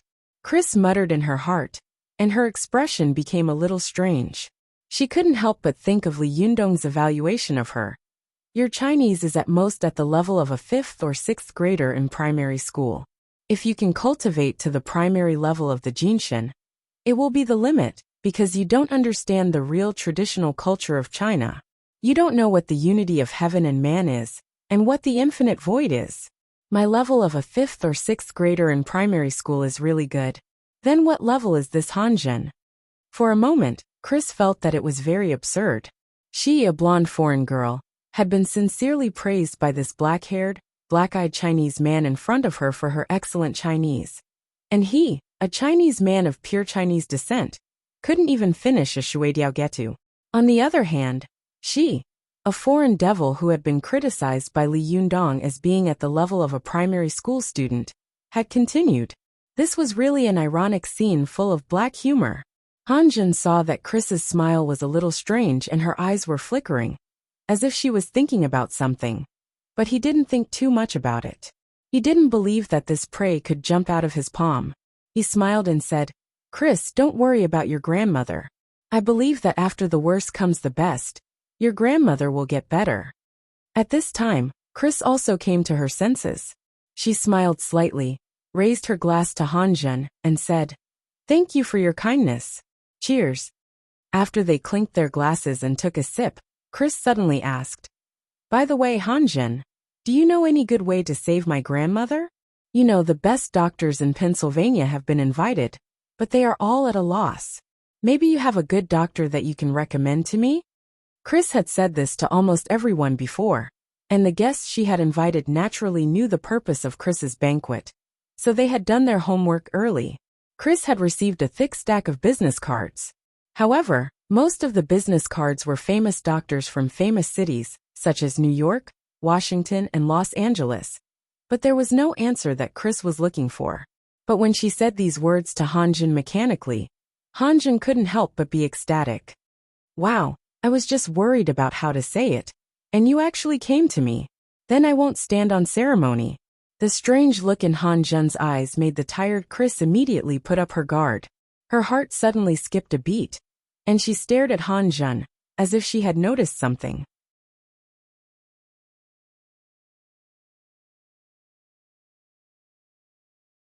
In fact, Chris had listed Hanjun as the most suspicious target at first, but then she thought about it, and felt that although Hanjun had a bad character, there was no doubt that he was smart and cunning.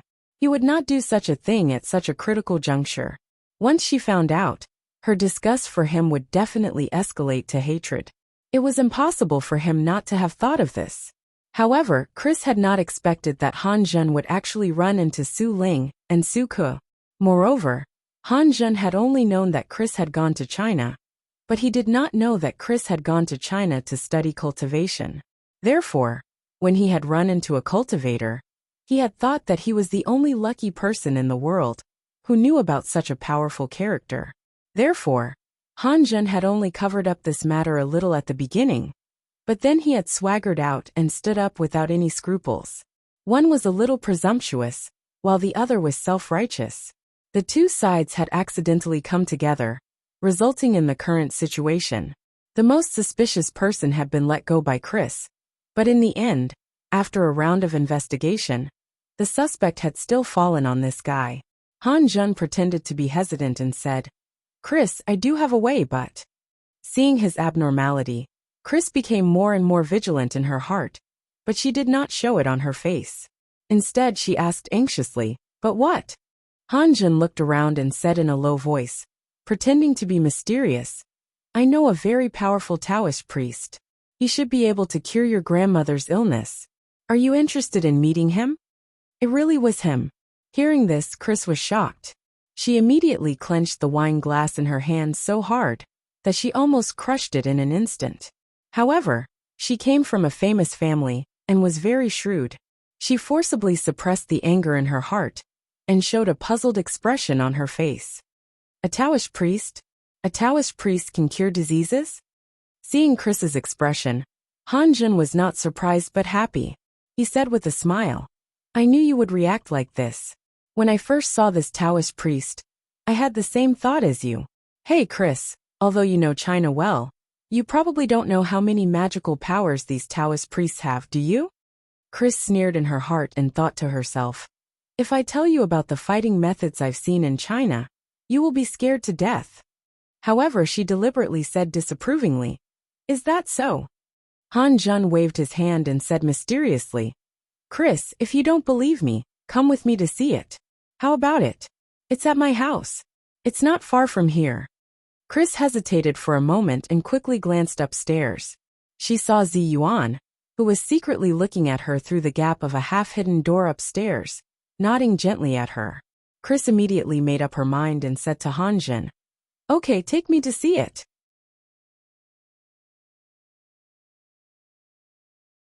Han Jun was overjoyed and said with a smile, you definitely won't be disappointed. Chris sneered in her heart, but she forced a smile on her face. I hope so. After saying goodbye to some of the acquaintances at the banquet, they went to Han Jun's house. Their houses were quite close, so it would only take them 2 or 3 minutes to get there. At this time, Su Chan and Zi Yuan, who had been hiding in the dark and watching Chris, looked at each other and followed her from a distance. The two of them knew that Chris must have found the real mastermind at this time. They didn't know who this mastermind was, what his identity was, or what his strength was. Therefore, they were more vigilant and carefully restrained their auras. Under the cover of the goddess Nyan seal, they followed Chris and sneaked into Han Jun's house. After entering Han Jun's house, Su Chan and Zi Yuan saw a man in a Taoist robe with his hair combed into a high bun, with his back to them. Su Chan immediately tugged at Zi Yuan's sleeve and asked her with her eyes as if to say, Sister Zi Yuan, this is the person, right? When Zi Yuan saw the figure of this person, she vaguely felt that he was a little familiar, but she was not sure. She secretly transmitted a voice message. It should be him. Be careful. At this time, the Taoist seemed to have noticed that Chris and Han Jun had returned. He turned around and laughed. Good disciple, you're back? As soon as the man turned around, Chris was so scared that her legs trembled. She subconsciously wanted to turn around and run. She had a deep impression of this person. This was the devil-like Su Ling, who had killed everyone on Tiandu Peak. Even Li Yundong, Zi Yuan, Zhou Qin, and Su Chan couldn't do anything to him. When Zi Yuan and Su Chan saw him, they were so scared that their hearts almost jumped out of their chests. They thought in their minds at the same time, isn't the earth too small? There will be another chapter in a while. It will probably be around 12:30 p.m. Those who can't wait can go to sleep first.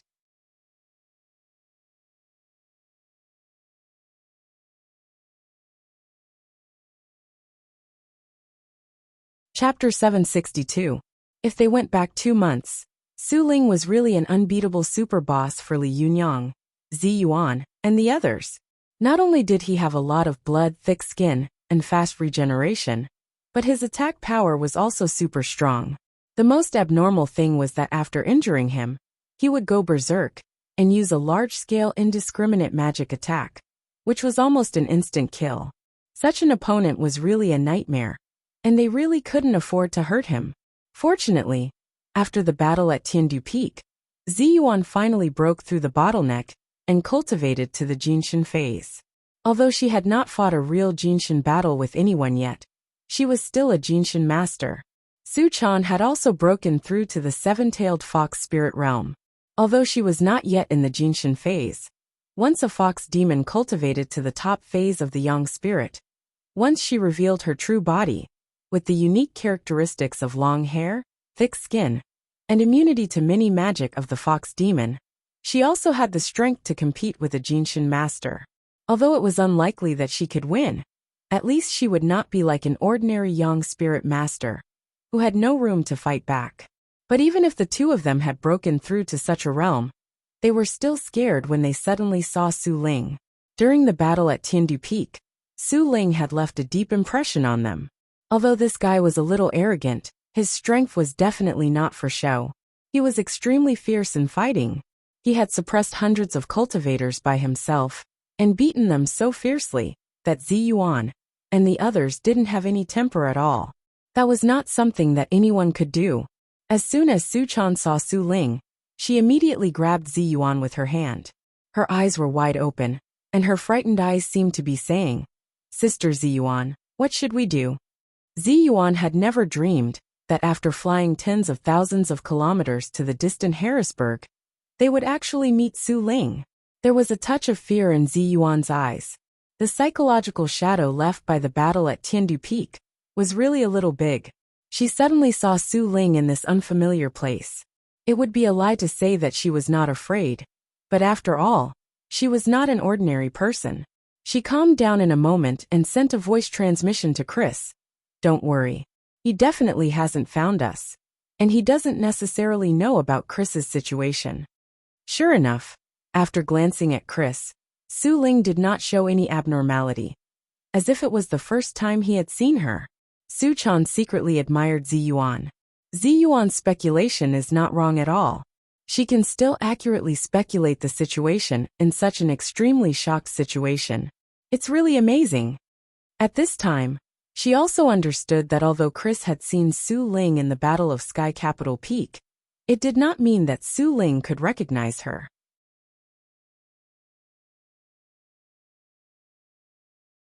At that time, Su Ling had suppressed everyone by himself. Naturally, they all remembered Su Ling. However, Su Ling had dealt with so many people alone, and it had been the middle of the night. How could everyone recognize him? Su Chan and Ziyuan could understand this, but Chris was a little confused for a moment. She looked at Su Ling with fear in her eyes, as if she was looking at a devil that had crawled out of the blood pool of hell. Her eyes and expression made Su Ling realize that something was wrong. The paranoid Su Ling could not help but turn his eyes back and stare at her carefully, with a suspicious look on his face. Ziyuan immediately became alert. She sent a voice transmission to Chris. "Chris, don't look at me. This Su Ling hasn't found you. Don't expose yourself." Chris's body trembled slightly. She was also an extremely smart woman, so she quickly reacted. She lowered her eyes and quickly concealed her emotions.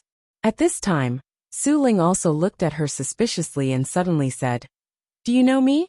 Chris raised her head, and there was no longer the strange fear in her eyes. She forced a smile and said, "I don't know you." Su Ling's eyes became more and more puzzled. "Then why are you so afraid of me?" Chris suddenly had an idea and said, "You have a kind of frightening aura on you. I don't dare to approach you."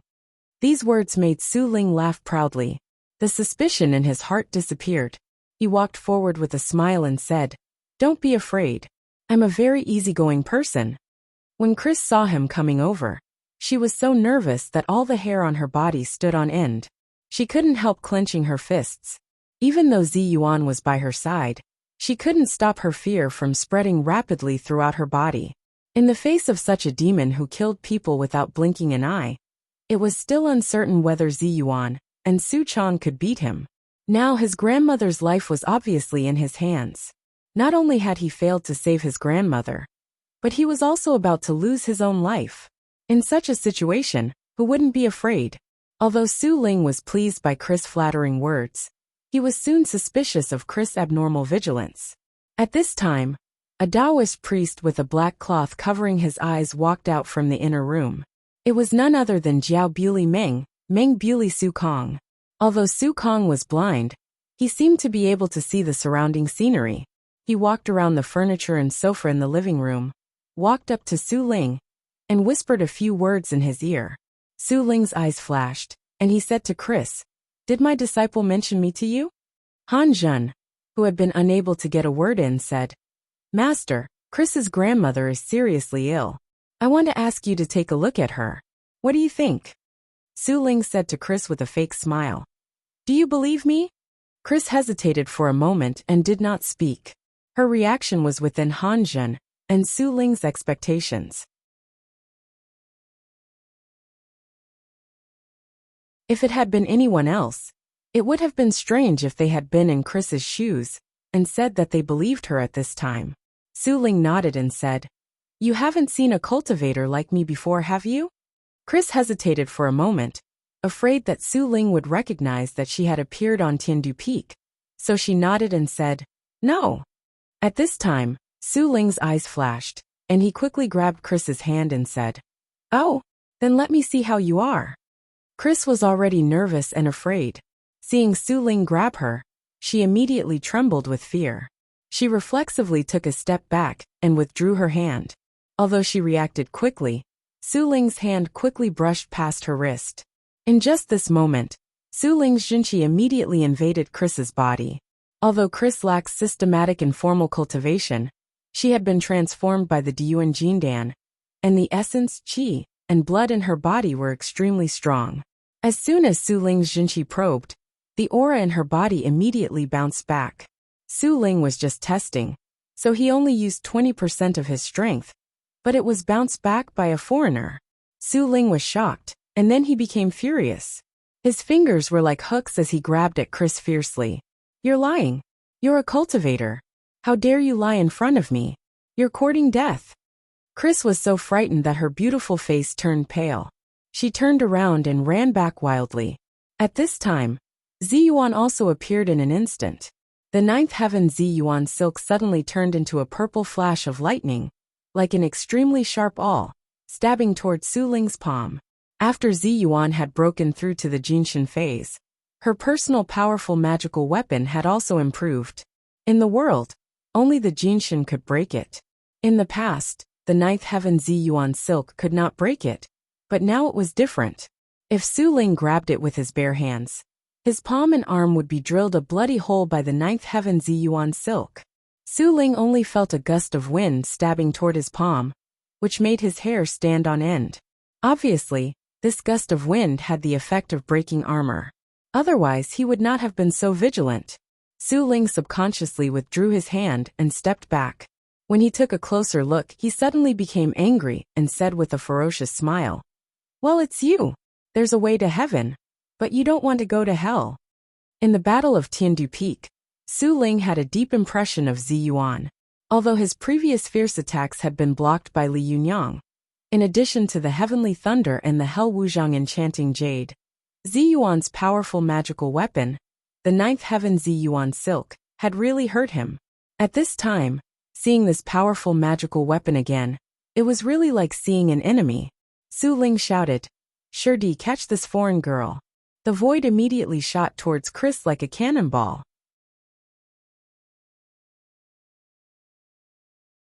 Chris had an excellent cauldron and exuberant qi and blood, but she didn't know the way of cultivation and cultivation techniques. She could only watch as the void rushed towards her, unable to move at all. At this time, Su Chan immediately appeared and slapped Su Kong's back. Although Su Kong was blind, his sensitivity and vigilance were multiplied. He sensed a strong gust of wind coming from behind him, and immediately turned his hand to slap Su Chan. With a muffled paw sound, the two of them were instantly separated. As soon as Su Chan landed on the ground, she shouted at Chris, "Chris, run! Go where there are many people." Chris shivered, and immediately turned around to run outside. At this time Han Zhen, who was stunned, also came to his senses. He gritted his teeth and ran after Chris. When Ziyuan saw Su Ling pouncing on her with a grim smile, she immediately controlled the ninth heaven Ziyuan silk and stabbed it at Su Ling. After Ziyuan had cultivated to the Jinshin phase, the strongest thing about her was that the ninth heaven Ziyuan silk had also been upgraded. It could break through the Jinshin phase and change into a myriad of powerful magical weapons. It was really a little powerful. Even Li Yunyang would have a headache when facing it. However, Su Ling had an even more abnormal powerful magical weapon in his hand, Yuhuang Xiandu, which could restrain all powerful magical weapons. Seeing the ninth heaven Ziyuan silk coming at him aggressively, Su Ling immediately took out a black jade ring from his sleeve and threw it forward. After Su Ling took out the Yuhuang Xiandu, it immediately stopped in midair. The ninth heaven Ziyuan silk hit it and immediately stopped moving. No matter how hard Ziyuan tried, it didn't move at all. These two powerful magical weapons seemed to have stopped in a confined space. No one's Jinqi could break in, and no one's powerful magical weapon could intervene, let alone their own thoughts and divine senses. When Ziyuan saw that the ninth heaven Ziyuan silk had been restrained by Yuhuang Xiandu, her face suddenly changed, and a trace of fear flashed in her eyes. The two powerful magical weapons she had carried with her before had been destroyed by Li Yunyang. It could be said that half of her strength in the fight now lay in this ninth heaven Zi Yuan silk. She didn't know the mantra Mahamudra like Li Yunyang, so she could beat her opponent with her bare hands. Powerful magical weapons were the weapons of cultivators. At this time, her weapons have been confiscated, so Zi Yuan didn't dare to fight with Su Ling. Without thinking about it, she immediately sent a voice transmission to Su Chan. "Let's go." The two of them rushed forward with great tacit understanding, making a posture of fighting desperately, causing Su Ling and Su Kong to put on a defensive posture for a moment. However, they soon stopped and disappeared in the blink of an eye, fleeing. Su Ling was stunned, and then he became furious.